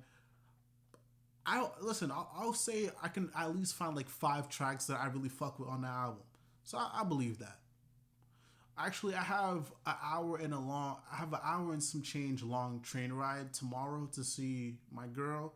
So that's when I'll listen to it, and I'll definitely fuck it. I'll come back here next week, or I'll just throw it on the TL about how I feel about the M album. Because honestly, Eminem is. I know it's not popular to say, but he is in the top 5, one of my favorite, rappers of all time. Once we get some more characters in the game, it's about to go down. Yeah, exactly. We need more characters. That's all it is. It's just here's the thing with Battle for the Grid and Power Rangers in general. Everybody has an attachment to a certain season and a certain character. So once you announce a certain character from a certain season will be in it, you're gonna get the fans to come through for that character and most likely for that season, because at least you're satisfying both ends. Which is why I say if you put Zeo Ranger 3 in there, I'm in that bitch. But like I said, that's one of the things that's working for them. So you can announce anything and people will flock to it. They really put in Mastodon and Sentry before beer. I can't blame them for putting the Mastodon Sentry characters in before Beast Morphers because, Shattered Grid was such a huge event. Like, that's one thing you gotta realize. Shattered Grid was huge. I feel like Shattered Grid was one of the more noteworthy things that happened for the franchise in a very long time. And I think Dimensions in Danger was happening a little bit after that too. So it's all marketing, dude. It's all marketing. They're gonna latch on to what the hottest thing is. So it makes sense that they put the Sentry in before Beast Morphers, because Shattered Grid happened before Beast Morphers. Yeah, so yeah, it makes sense. Um, is Undertale even good? All I know is I have no idea about Undertale. Culture 3 might slap next week. Wait, Culture 3 comes out already? Shit, hold on. Actually, I gotta take a piss break. I'll be right back in a minute. Sorry, guys. That's what happens when you drink alcohol. I'll be back.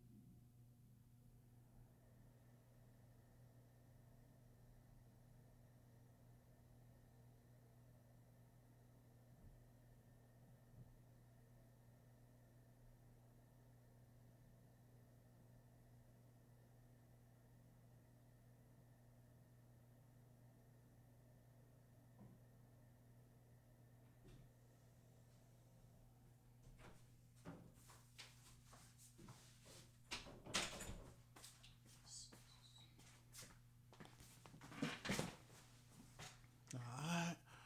Whew. Uh, yeah, I'm back. Did my already had Dragon Arbitrini, Draken, and Ranger Slayer though. It's out next week. Yeah, Culture 3. I'm not gonna lie, I haven't listened to any of the cultures before that because I'm not a big fan of Migos. Honestly, I'm not. Um, but it's weird. I say that I'm not a fan of the newer stuff that's come out. Just that the newer wave of just hip hop in general. But I feel like over time I've started to get more used to it. Like the only Migos song that I can say I enjoy is Bad and Bougie. Like that's it. That's how much of an old head I am. But I do enjoy. I am enjoying was that Future and Drake joint. Life is good. That shit slap. That shit fucking slaps.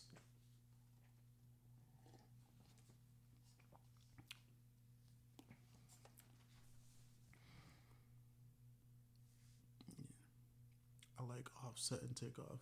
Yeah, I honestly don't even know the difference between all of them.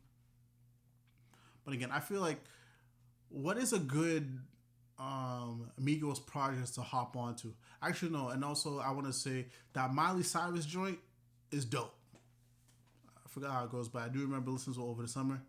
That Miley Cyrus joint is dope. I like Bad and Bougie, but other than that, I really don't have any other Migos projects that I can say that I know off the top of my head that I enjoy. But I'm really trying to do my best to get into this newer wave of hip hop, rap. I really enjoyed what that Roddy Rich shit, what the box that shit slap. That shit is oh, easily one of the best fucking records of 2020. Definitely. The only Migos song I fuck with is Stir Fry. I check that one out.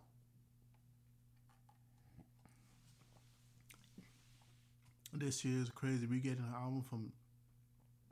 Oh, is that? Hold on. I know Drake is definitely dropping. Kendrick and Cole is confirmed. Say no more. Say no more. Say no more. because I really liked Kendrick's last album. I love Damn. Damn was amazing. More like Drake. More Life was Drake's last album, which I really enjoyed. Cole, Forest Hills Drive. I didn't like it at first, but over time I grown to appreciate it. Roddy Ricch, you need to dude. His album is amazing. Please listen to Roddy Ricch's album. Like the box is already a great song, but that album is really good. I think last weekend I sat down and I had nothing to do, and I sat down and I listened to it from front to back, and it's really amazing. No, we're gonna. Okay. Yeah, because my thing is, I heard rumblings about Drake getting an album.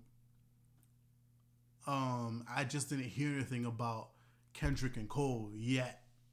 Because Kendrick and Cole are so fucking quiet. Like, I feel like Drake is the only one out of the three that's way more vocal about if he's going to put an album out or not, depending on the year. So it's hard to tell with Kendrick and Cole, but Drake, I feel like you can always tell.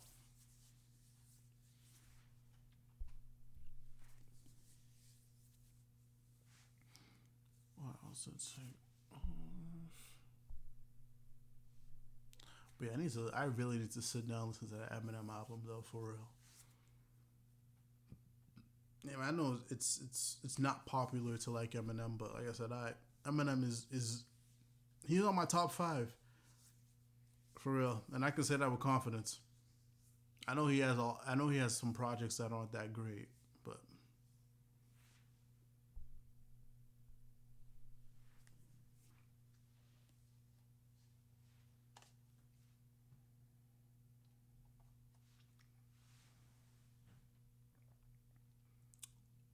no, so I tried Migos, they not my thing. Let's see here. Chroma Squad, pretty much indie Tokyo Simulator. Yo, Toku Twitter is a trip, man. Toku Twitter is a fucking trip, man. Oh my god. Toku Twitter is entertaining, but also very troublesome as well. Very troublesome as well. I said it yesterday. I just need to enjoy what y'all enjoy,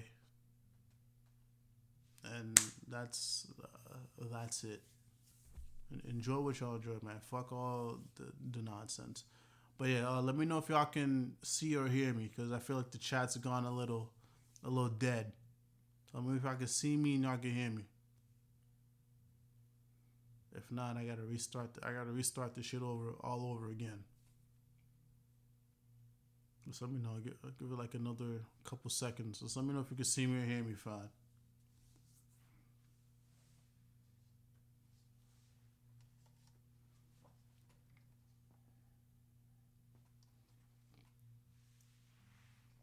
Yeah, let me.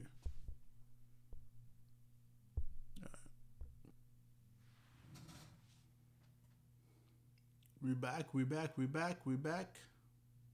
All right, there you go. There you go. I see y'all again. All right, no, I'm saying we need houses. Lil Wayne drops an album next month. Yeah, yo, it's so right now. Let's see here. What do I fuck with? Yeah, right now I fuck with Streamlabs. Like honestly, it's I'll go. I know I said last week I gotta mess around with it, but yeah, I'll go and check. I'll go and check it out this weekend, probably when I'm on the train or when I get to my girl's place. But yeah, I need to sit down and just mess with it. But yeah, man, it's crazy. Um,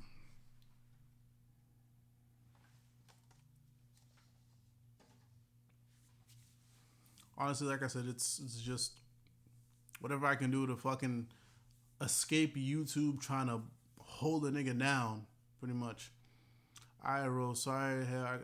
Alright, yo, Rico. Much love, man. Much peace. Thank you for coming through, man. Thank you. Thank you. Thank you. Thank you. Be easy out there, man. Be safe. Much love. Much peace. But yeah, yeah. Go check it out this weekend or something.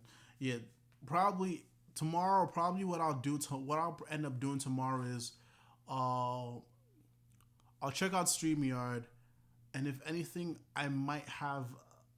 I don't know. Fuck it. I might make it a 20-minute stream or a half an hour stream, and then I'll see how it works out. As long as it's iOS compatible and I don't need 1,000 followers, we'll see how that should go. Anyone know if the One Piece Warrior games are good? Yo, Patty, ask Ginga Herb and check out Ginga Herb on Twitter. I feel he's a huge One Piece fan. Also ask the Meta Factor as well. They're pretty big One Piece fans. John also. Um, John's username is really fucking hard to remember off the top of my head. But yeah, definitely ask Ginga Herb because he's a really big One Piece fan. So check him out. Mac Miller. So I gotta check that out. I haven't listened to much of Mac Miller's stuff to be honest, but I probably should. Yeah, I probably should. Yeah, like I said, I'm not gonna lie, I'm an old head. I'm a real old head, and that's not to say like I'm very dismissive of the stuff that's come out. In this new generation, is just so much music coming out, so it's just very hard to keep track of everything. But I know Mac Miller was very prominent at some time. I know he died. So I think probably, maybe now is the time for me to just sit down and listen to his discography. So I think I'll probably just start with that.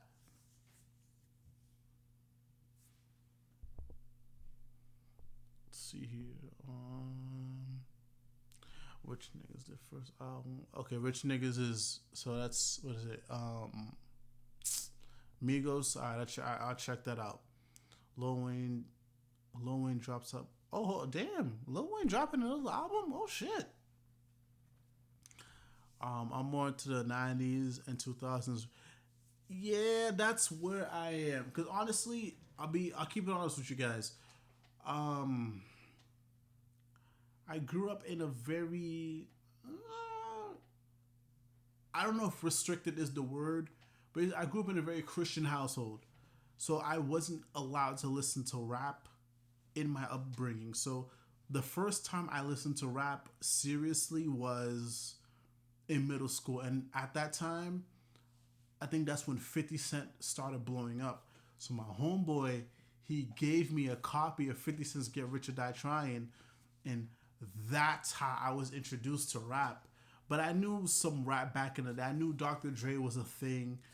I knew Eminem was a thing. But when I got my hands on that 50 Cent album, that's when I really started delving more into rap. So I followed 50 Cent, from Get Rich or Die Trying, the Massacre, G Unit's first album, the mixtapes and all that stuff. So it's and then what else? I follow. Who else did I follow? Eminem was still prominent around that time. So a lot of that early 2000s rap is when that's really when I remember following rap, and at some point I fell off also because that's when I was getting into other genres of music as well. So this is so much to keep tabs on.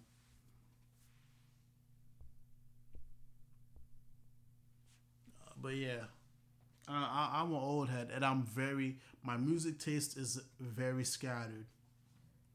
So it's hard for me to stay stuck on one specific genre. Philly rappers was Max. Yeah, man, it's like and here's the thing with Meek Mill. When I was introduced as Meek Mill, it wasn't until college. I want to say 2012. That's when I was introduced to. That's when I was introduced to Meek Mill. Like I can't. Yeah, it's because when I got into rap, it was middle school, and then there was high school, and then college, and then around that time, that's when I was getting into metal. That's when I was getting into Visual K. So yeah, my taste is all over the place. Like I wish I could stay stuck to one genre, but I love music so much, and I mean I'm a musician also, so it's hard to stay, excuse me, up to date with just one genre of music. I don't think there's a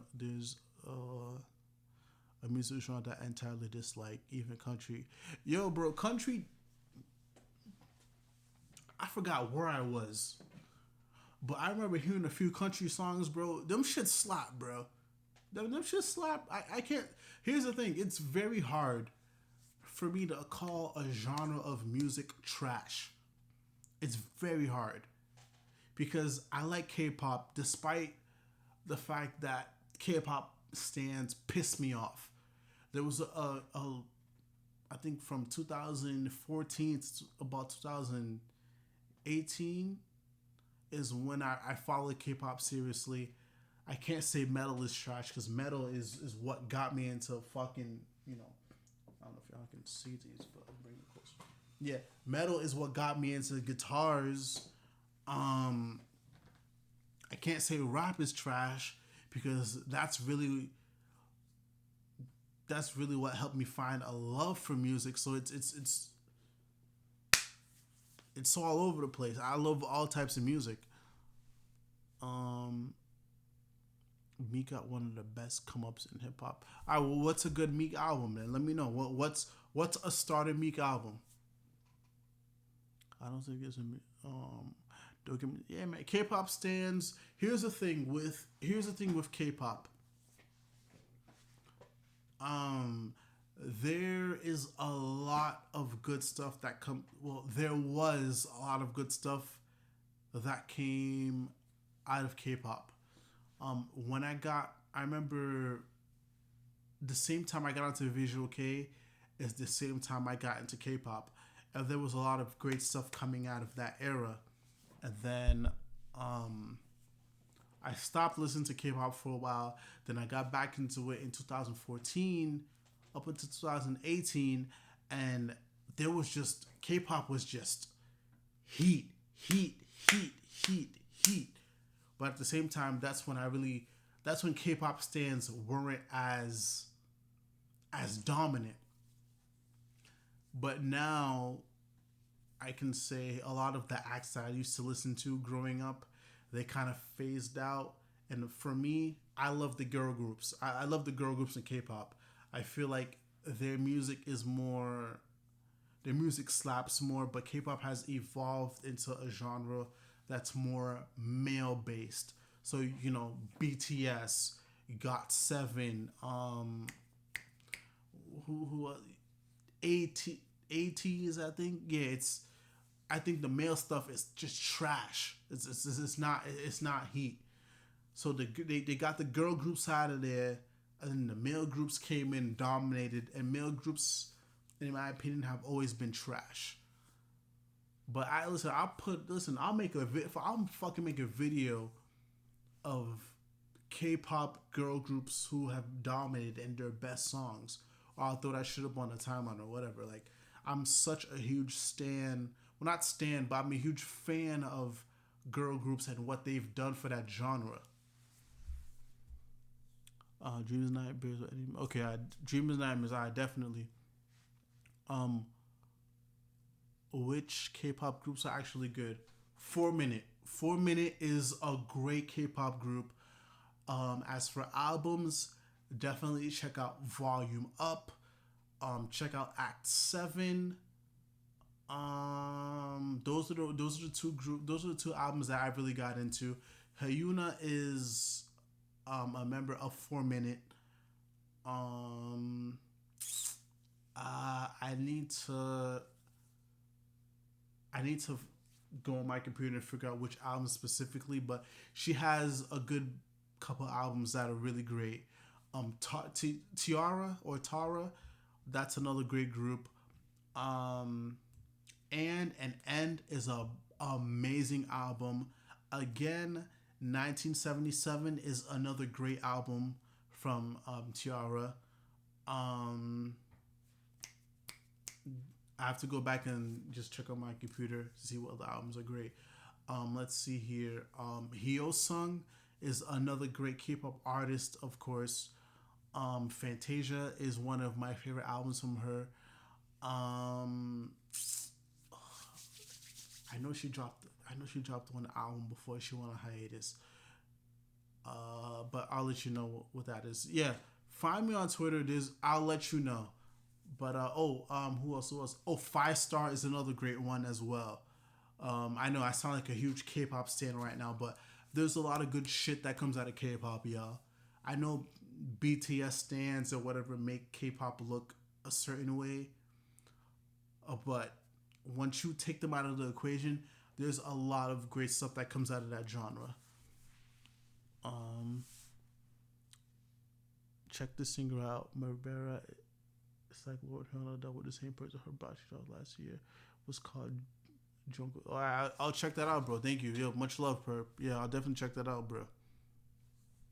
But yeah, if y'all need K-pop like recommendations, I'll put that stuff on my timeline, man. Cause like, don't let K-pop stands ruin your experience of K-pop, because K-pop has had a long history, and because of Twitter, that's why K-pop stands are a thing. But that was not always the case. DM me, yeah, dude, DM me a playlist. Then it'll be much easier for me, please. Also, speaking of which, I stopped drinking. Hold on, I'm wilding over here. Hold on. This may be my last drink of the night. Shit.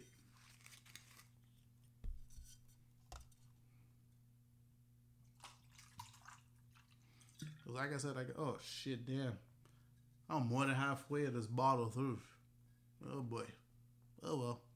I have a 3-day weekend, so who cares? This is to y'all, for real. I got the red solo cup this time. Much love, man, for real. Thank you guys for coming out. I got my five people here just hanging out here in the stream, man. Much love, much peace, man. This one is for y'all, man.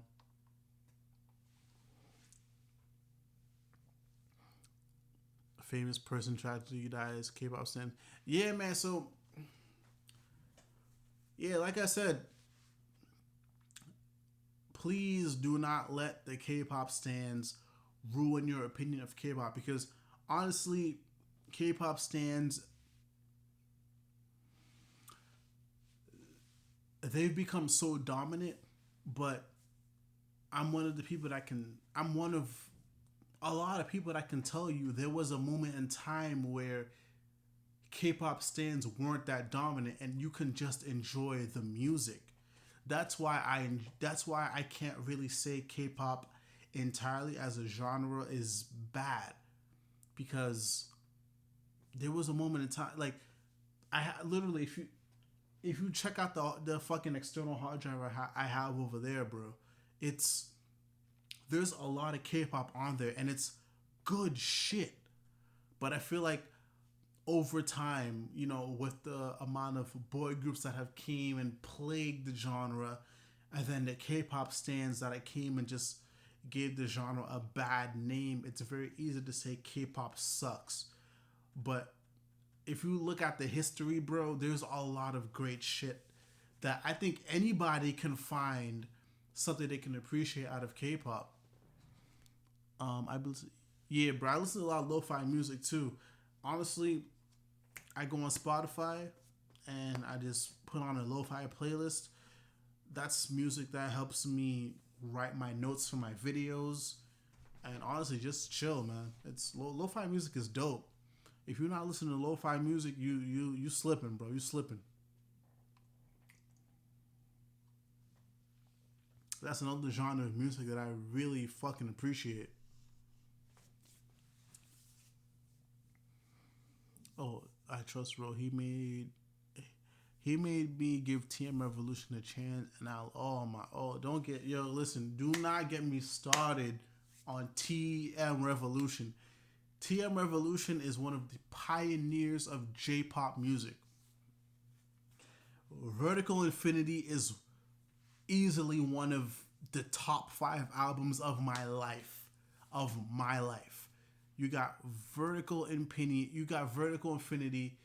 You have man, I really wish I wasn't like three fucking drinks in, so I could fucking explain this perfectly.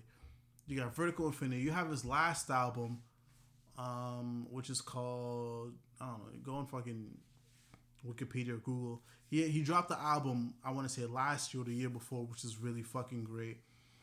You have Vestige is one of my favorite songs. Thunderbird is one of my favorite songs.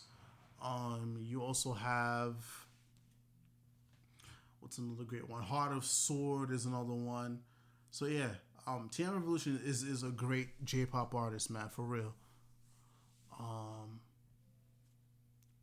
You can tell me K-pop is a genre made up exclusively, but yeah, nah. K-pop, honestly, bro, for me, the girl groups are so much better than the boy groups, because I feel like the girl groups, there's a lot of more effort put into the production. They really try to be more creative. The boy groups, in my opinion, are more just like boom, boom. We need to try to get this on the radio type music. But the girl groups, like if you look at, if say for Tara, for example, Tara has many different concepts. Like if you was to listen to one of their albums or watch one of their music videos, you can tell there's a different theme for each album or each video. But the boy groups is more just like boom, boom, boom, boom, boom, club shit. We need to get this on the radio. We need to get this on, we need more mainstream appeal. It's not enjoyable. It feels very fake. Perfect blunt writing music. Yeah, oh dude. Lo-fi is perfect. Drinking music, blunt smoking music. It's beautiful. Beautiful, beautiful. I caught wind of what's his name is coming. Shing O2, the dude who used to work in New Japan, he's actually coming to my city in I want to say in a month or two. I might go check that shit out. Hot Limit, oh my god, Hot Limit. Ooh, Steph, you know your music, brother. You know your music. Ooh, I fuck with you, bro. That's easily one of TM Revolution's, one of his best songs.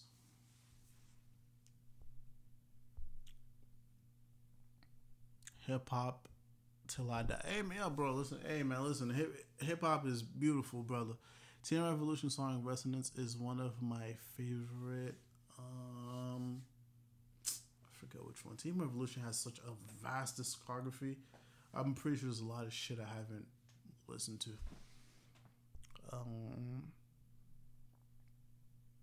yeah, man, I love hip hop. I will always have I will always have an appreciation for hip hop, cause like I'll give you guys a little bit of a history. Like every in sixth grade, um, that's when I was getting more into anime, but also one of the guys, I was a sixth grader and he was an eighth grader.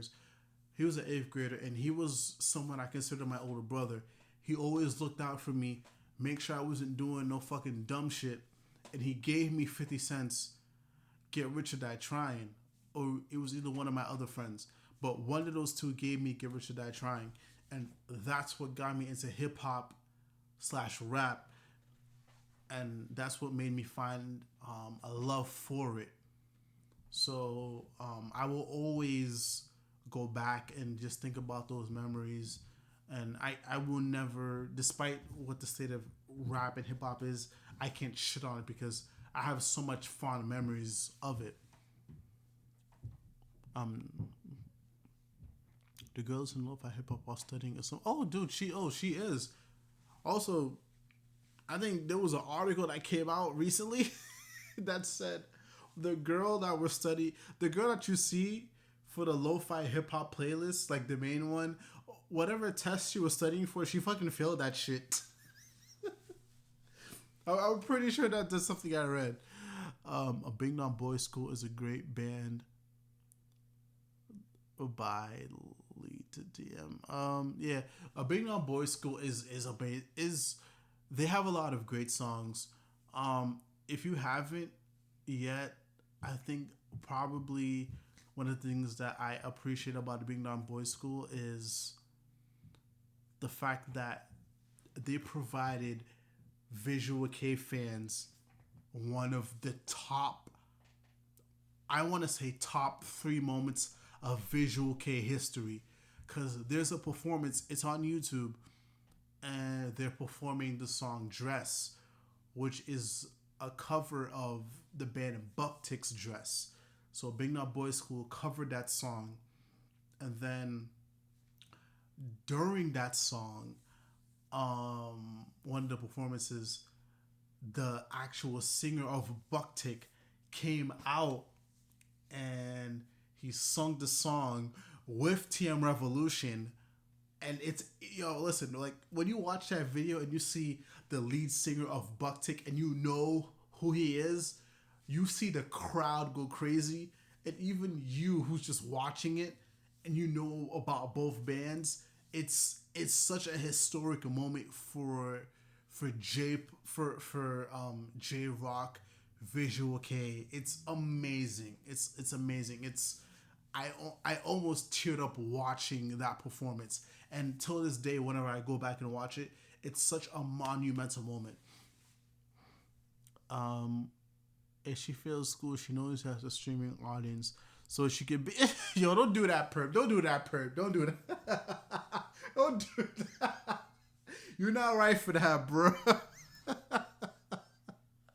But I mean, then again, that's just the case of the internet nowadays. You can make money doing the internet. So if she was a real chick, then the money was there for her, for real.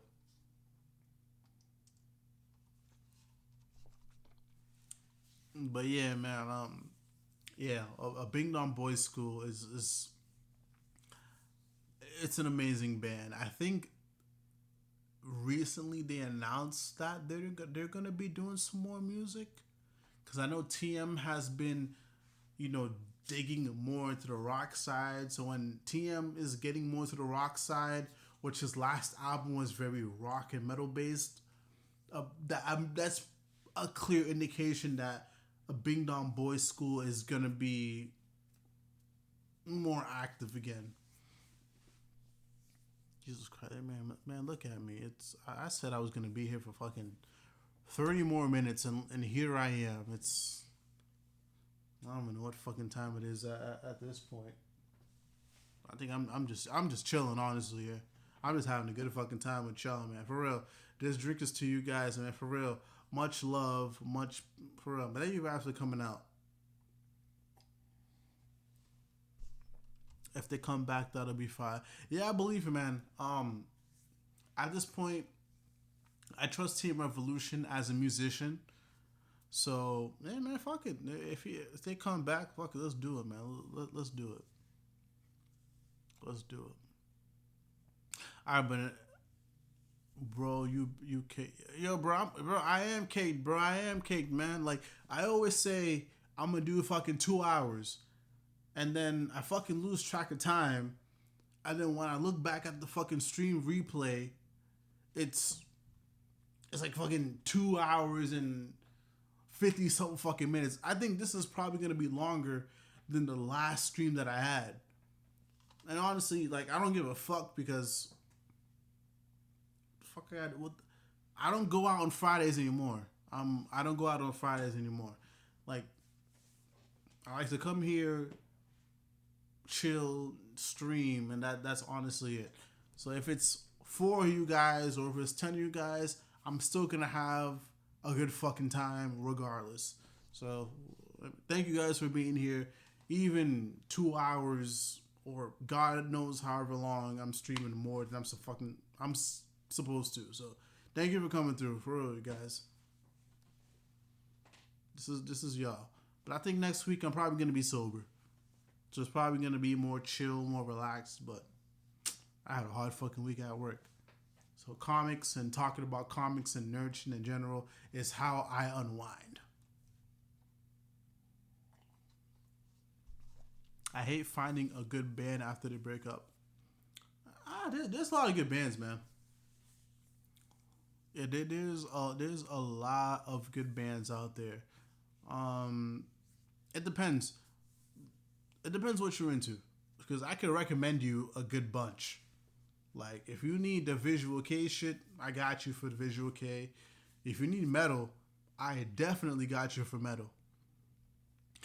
2 hours stream, like otherwise stream people for like 4 to 6 hours. Sometimes not so much, but lately usually it's 3 hours now. Yeah, man. Like I don't know. I always say, well, the past 2 or 3 weeks, I say 6 to 8, because I know people like to go out, after 8 o'clock. But for me, 6 to 8 works because if I start drinking at 6 and I end at 8 or 9, I'm still gonna be home and I can just go right to sleep or do whatever after. Like I don't gotta worry about that. But I like to consider the stream as the pregame pretty much. You come through, watch my stream, watch me bullshit for 2 hours, then you go and bullshit for from 8 to God knows whenever you fucking come back home, whatever. But I like to consider this stream, the pregame. Yeah, the pregame stream. Your pre-weekend stream. You come through, we come bullshit about comics or whatever for 2 or 3 hours, and then you go do your own thing, man. So yeah, but I think when um when I get the schedule, finalized for, well, the schedule is finalized, but when I like really, really, really like break it down, I might just add. There will be streams where I'm sober completely, but Friday nights is gonna be me bullshitting because I'm like I said, I really don't want to do anything Friday nights. I come here, hang out with you guys, and then I go to sleep. That's it. I love sleeping drunk on a Friday night because I have a hard week at work. Which English bands do you rock to? The Devil Wears Prada, Trivium. Those are my fucking top two. I love Trivium. I love The Devil Wears Prada. Let's see here. Linkin Park, of course. Let's see here. English. Let's see here. Ooh, fuck. This is hard. Because I listen to a lot of Japanese shit. English. Devil Wears Prada, Trivium, Linkin Park. Ooh, damn! I really wish you asked me this shit sober. I really wish you asked me this sober. Um, what's an English band that does well? Man, this is hard. That's a fucking hard question. I definitely wouldn't get you on a stream sometime.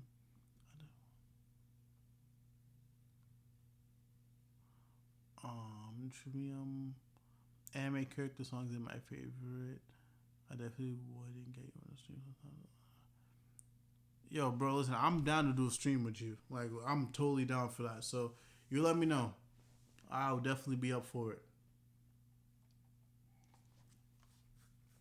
Trivium is amazing. Like, I can recommend you some of my favorite Trivium albums. Shogun, Vengeance Falls, In Waves, The Sin and the Sentence. Those are my top four favorite Trivium albums. As for The Devil Wears Prada, Zombie EP, 818, Death Throne, what's that fucking shit called? The Space EP, Transit Blues, amazing, and The Act, which is one of their most recent ones. Yeah, definitely check those out. feel like there's so much more that I can tell you, but it's so hard to think of because these bands just have like a vast discography. Like I feel like I can do a better job of telling you visual K bands, what are my top favorite albums for them versus American bands because I feel like I listen to more Japanese stuff and Korean stuff than American stuff. I hate to sound like one of those weebs, but that's what it is.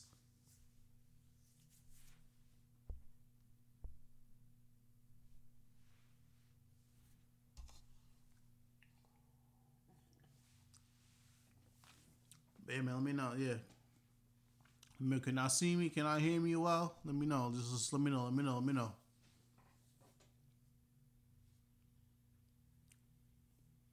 I also try to think of more English bands to rock to. Um. Another English band. Under Oath is another great one. Are you gonna be checking out second 11? I'm here. I'll listen. I fuck with Second Stream Marvel, bro. I fuck with him, bro. I'll definitely go check that out. I'm here, so fuck it. All right, fuck it. Let's go. Show support. Back. All right, word. All right, listen. I gotta take another piss break because I'm pretty sure I'm well over 2 hours. I think I've been drinking for well over 2 hours. But yeah, I'll be right back. Keep the questions coming. Answer when I come back.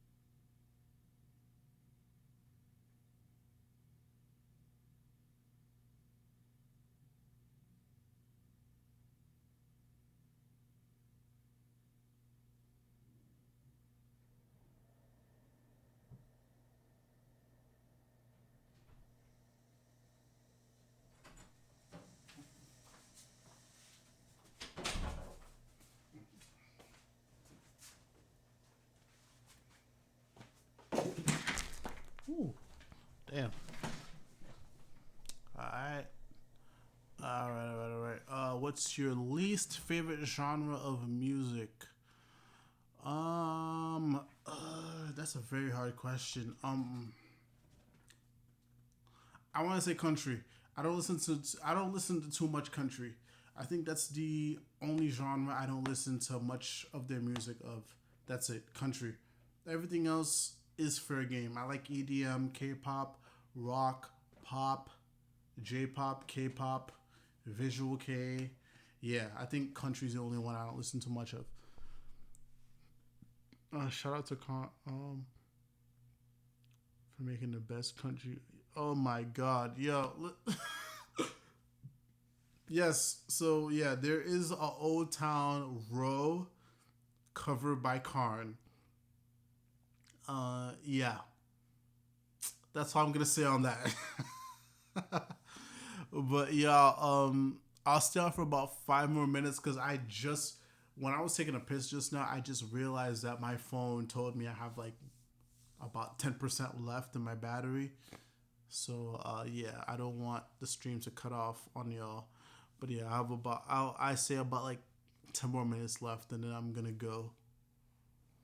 Jesus Christ.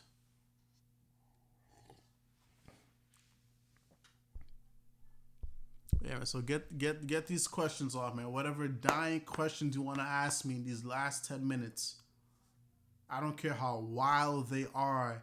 Get them off. Let's go. Let's make these last 10 minutes count. Get these questions off. Let's go.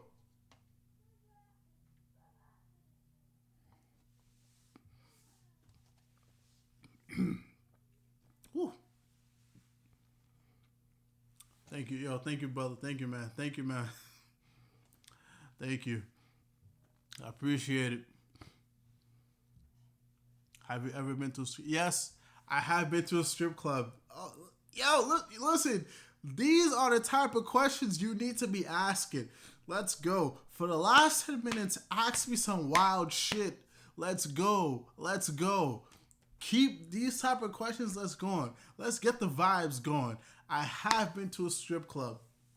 Do I enjoy the strip club? Yes. I enjoy being at the strip club. It's fun. I only did it once though. Once. The strip club was fun. I think there was like two white chicks who were doing a show over there. It was cool. But here's my only problem with the strip club. Bro, first and foremost, I don't mind paying a $20 cover charge. I don't mind doing that. My only problem is that when they charge me extra for shit that I would be paying way less for in the hood. Like, I went to a fucking strip club, right? The first time I went, the first and only time so far that I've went, they charged me, I want to say like $10 for a fucking Bud Light. Bro, a Bud Light in the hood at least costs like not even in the hood, just in general cost me $3 to $5. Bro, I paid I think it was like either $8 or $10 for a fucking Bud Light. Bud fucking Light. Bud fucking Light. $8 to $10. Trash. Trash, trash, trash. I'd rather pay my $20, go in there fucking drunk, and, go in there with, $20 in the ones, and do this. That's it. That's what I'm gonna do the next time I go to a strip club. But fucking paying $20 and then paying like $10 or something for fucking Bud Light. Nah, fuck out of here, bro. I'm going in there drunk next time, so I don't get any more of my money besides the cover charge and the shit I'm throwing at the strippers. Also, doing this at the strippers is just kind of lit. I ain't gonna lie, like, you kind of feel like a boss. But yeah, that's what I'm gonna say. That's all I'm gonna say on that. Let's see here. Wide toes. I've been I had a foot fetish since I was fucking. It starts when you're young. That's all I gotta say. It starts when you're young and you're stuck with it. That's it. Yeah, $10. Dude, I shit you not, bro. It was $8 to $10 for fucking Bud Light. I'm not playing with y'all, bro. Go to a strip club. And they will charge you up the ass for shit you'd be paying $3 to $5 for, bro. I mean, I bought one. It was like, no, this is fucking dumb. I'm never doing this again. The best advice I could give you is go to the strip pre-game before you go to the strip club. And if you're gonna go to the strip club with money, at least go with money so you can just throw out the strippers like this. I'm telling you guys, it feels dope. It feels dope. I mean, listen. This clip might come back and bite me in the ass, but I'm telling you guys right now, it feels dope. Just like a broke dude like me just doing this, or just going like, it's fun. It's fun. Damn, and I thought the local pub was. Nah, bro. Listen, bro. Let me tell you the top two places that rip you off. The club and the fucking strip club. They rip you off. I'll take that back. Some clubs, though, some clubs can be justifiable. Because, listen, I've been to some clubs where, they charge you $15 for a drink, but Well, 15. They charge you a little more than you usually pay for a drink, but those drinks hit. Those drinks hit. They really do hit. Like I think I've spent like I want to say, let's see here. Let's see. I spent a solid amount of money at the club, and honestly, from what I can remember, at least by the second or third drink, I was knocked out because they they put a lot of alcohol in those drinks, so it was worth it at the end. But strip clubs, dude, no, that's a fucking jip. That's no, they're jipping you for that money. I'm sorry. That's like so. So are the strip club buffets as good as people say? I haven't been to a buffet. I've just been to a regular strip club, and it's only been one time. But in general, strip clubs are a good time. You go with your boys. I know some people go with their girl. I haven't been with mine, but I've been with the home. I've been with one of my homeboys. I'm not trying to put him in a hot spot, but I've been with one of my homeboys. It was fun, man. You just go and spend a couple money and just go like this, man. It's fun. I think every guy should have that experience. I'm not. Don't take this as I'm degrading women. Strip clubs is a fun time, man. How much would you pay for a collector's figure? You just don't eat at a strip. I know, no, the fuck, I'm not eating at a strip club. No, no, no, I'm not eating at a strip club. Get the fuck out of here. I'm not eating at a strip club. You go drunk, that's it. You want to eat? They eat after the club. Eat after. Get out. Get out the fucking strip club. Go to fucking McDonald's, Popeyes, whatever is fucking open. You eat after. You don't eat at the strip club. I wouldn't be fucking surprised if a hamburger that costs $5 costs $25 at the fucking strip club. Not how much they fucking jip you off at the strip club. The fuck? How much would you pay for a collector's figure? Not much. Not much, honestly. Because here's the thing. I'm not a big collector of figures. That's the best way I can put it. I'm not. I think I told you guys last time. I have 3 fucking action figures. I'm looking at them right now. I'm looking. You can't see them here. I have a Nightwing pop toy. I have the gold Zeo Legacy figure, and I have the Shadow Ranger Lightning figure. That's it. I'm not a big figure person. Like now, if we're talking model kits, I might pay a little more for those because you actually have to put those together, and there's different types of grades. And I'll say this right now: I want to do a drunk Gunpla stream. That's something I want to do in the future. So I know I did a poll recently about which ones would you like to see me do, but I might do another one because it's been a while and I forgot about it. But yeah, I'm not a big figure collector. Have you ever had a hooker? No, never, ever. I've never had a hooker before. Yeah, I never had it, honestly, and that's all I'll say on that.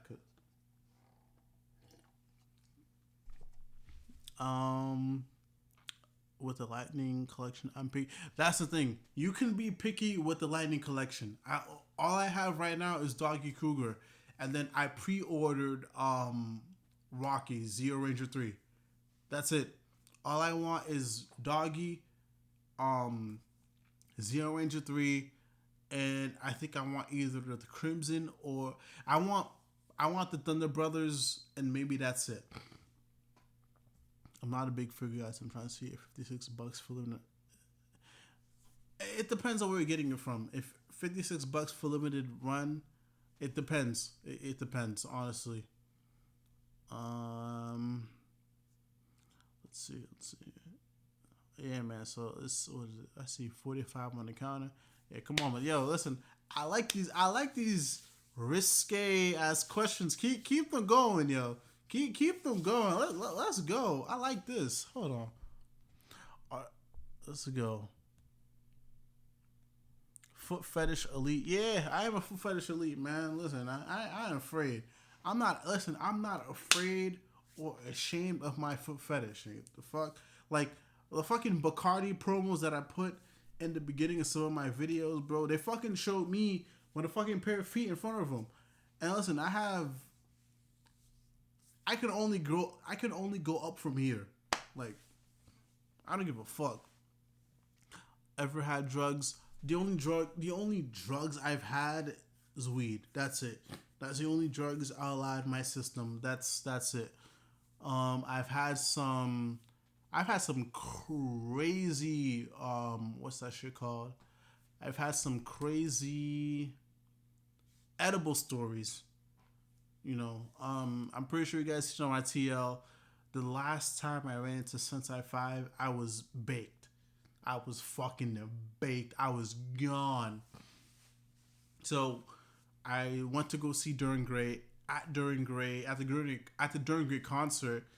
I ran into one of my good friends, and he gave me and my girlfriend an edible, and it was the size of a Hershey's chocolate. I took it, and I forgot I had taken it. And by the time me and Five had met up, well, here's the thing: I took it, and the edible didn't kick in until 15 minutes before Five came in. So the entire time me and Sensei Five were hanging out, I was gone. That's why I looked so out of it in that picture. I was out of it. I was donezo. Done. Finito. That edible hit. But other than that, I don't take any other drugs or substances. Like, I don't do coke. I don't do heroin. None of that. That's not my thing. But weed, I think weed is a great time. It's natural, whatever.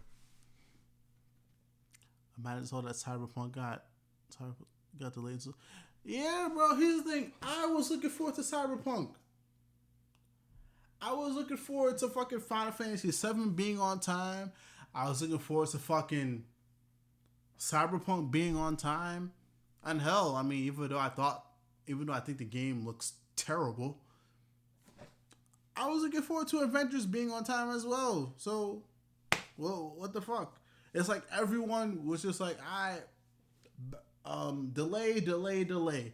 Now, I don't want to say I give a fuck, but it just gives me more time to focus on other shit. Like, now it gives me more time to focus on Yakuza 0. It gives me more time to focus on Final Fantasy 15, other games that I haven't been paying attention to. So, I mean, it's good and bad. Sativa or Indica. I haven't done either. I haven't done Sativa or Indica. I haven't done either. Like, I'm very cautious of what I put in my body. Like, unless it's alcohol or it's weed, I'm not for it. I'm really not for it. I'm not at all. I mean, maybe I might try shrooms, but that's about it. Like, I really try my best to take care of my body. I mean, and once in a blue moon, I'll smoke some cigs. You leave from the bar, you drunk as shit, you smoke a cig, it's nice. But other than that, it's not something that I do consistently. But I really do my best to be very careful about what I put in my body. Why you like? Wait. Makes sense now why it looked like that. Wait, what picture? what picture are you talking about though?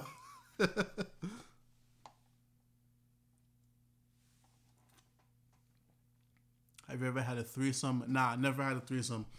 I don't think I ever want to have a threesome. I don't think I ever want to. That seems like a lot of fucking work. And it seems like a lot of fucking work. I mean, handling one woman is that's a task as well, especially if she knows what she's doing. Now imagine putting in another woman in the mix. I don't know if I have enough nut to handle both. I have enough nut for one woman. I'll be honest with you. One nut for one. You have any stories of you getting in a fight? Yeah. I don't. This story, I don't mind tell. I don't mind telling. So there was one. There was one time when I went up to my college area for alumni weekend, and was also um a for fraternity. I think it was, yeah, it was a fraternity weekend also. So it was alumni weekend, and it was also a formal for one of the fraternities. I wasn't a part of the fraternity, but I was a good friend of the fraternity at the time, so I got invited up there. So there was a lot of going on that weekend, and I think it was Saturday night where I had went to the I had went to the bar. The bar on Friday, the bar on Saturday night wasn't as popping as it was on Friday night. Friday night was a popping night, but Saturday night it wasn't as popping. So I went in there. You know, they charged niggas $5. I went. I paid it anyways because I just love the area. I love supporting the area, so I went in there anyways. And I spent like I want to say 10 or so minutes in there, maybe 15 or 20, and I left. But also the fraternity part, the fraternity that I got invited to go to formal for, was also having a party. So I was like, oh, whatever. I already know if I leave here, there's also another party to go to. So on my way back to the fraternity, I had ran into a couple of I think they were veteran members of the college as well. And then I think there was an argument going on, and one of the guys had actually snap. I think one of the guys actually like put the woman in a headlock because I think they were arguing or whatever. And then by the time I turned the corner, the argument had got so heated. He grabbed the woman, or I think put her in a headlock, and there was no one else around. There was just me. So I went and I ran over and I grabbed and put him in a headlock, and I kind of just held him in that headlock until I told whatever friend he was there with, like, hey bro, your homeboy gotta calm down. I won't let go until he calms down, and then I think he was able to talk him down. And even if homeboy wanted to do something, it was already too late because the cops had came. I don't know if they wonder what happened. The cops were starting to come around, and then when that happened, my homegirl, who just so happens to be around, was driving around, came around that same corner, and then told me to get in the fucking car. And I got in that car and I fucking drove off. But other than that, no real major fights. But I try my best not to get into fights or whatever. But yeah, that's like the only major like altercation I've got into. I gotta head out. Much love, bro. Yeah, thank you, Steph, for coming through, man. Thank you.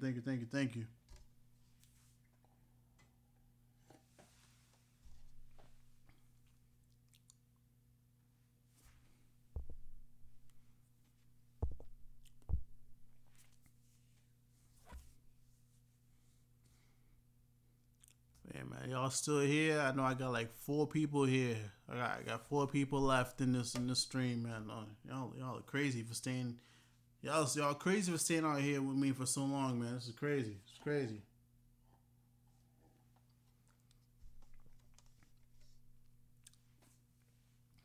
But yeah, man. I guess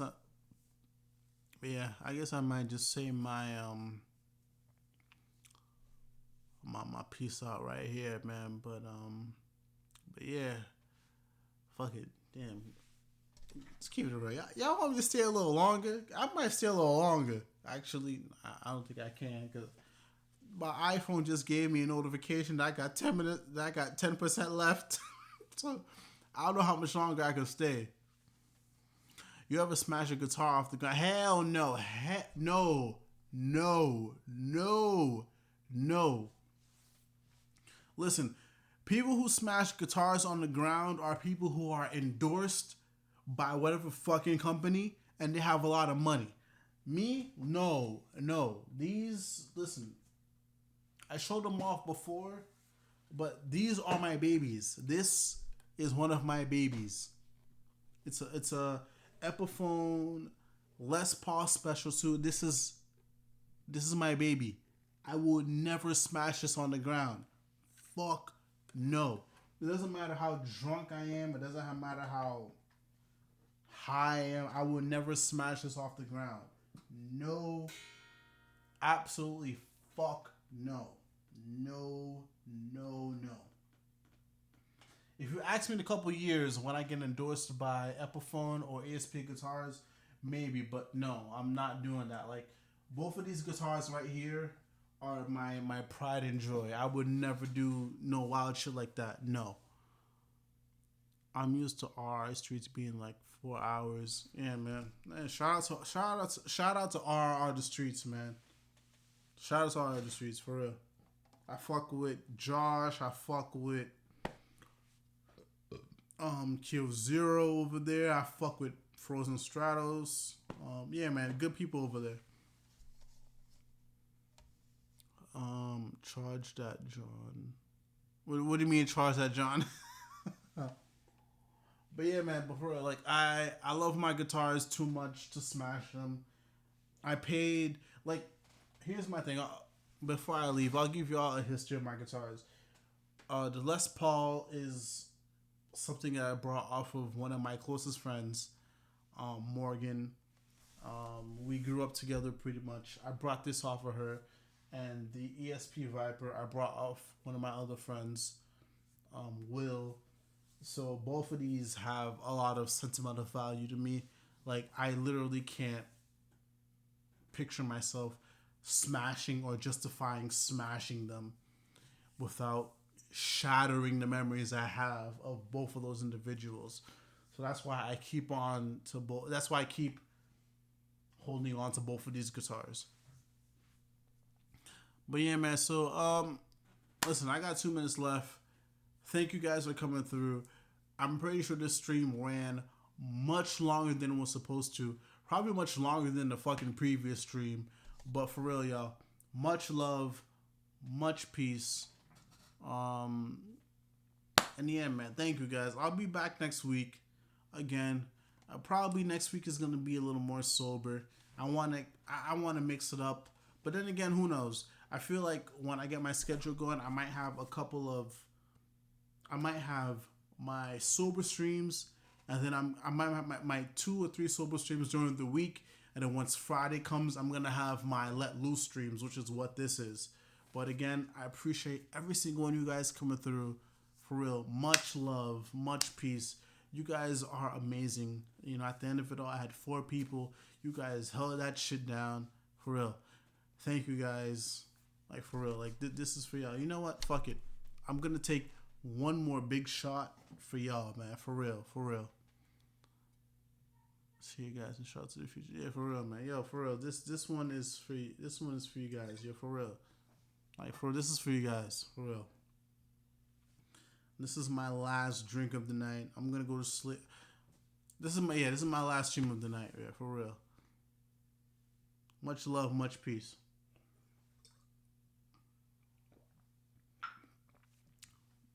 You guys be easy.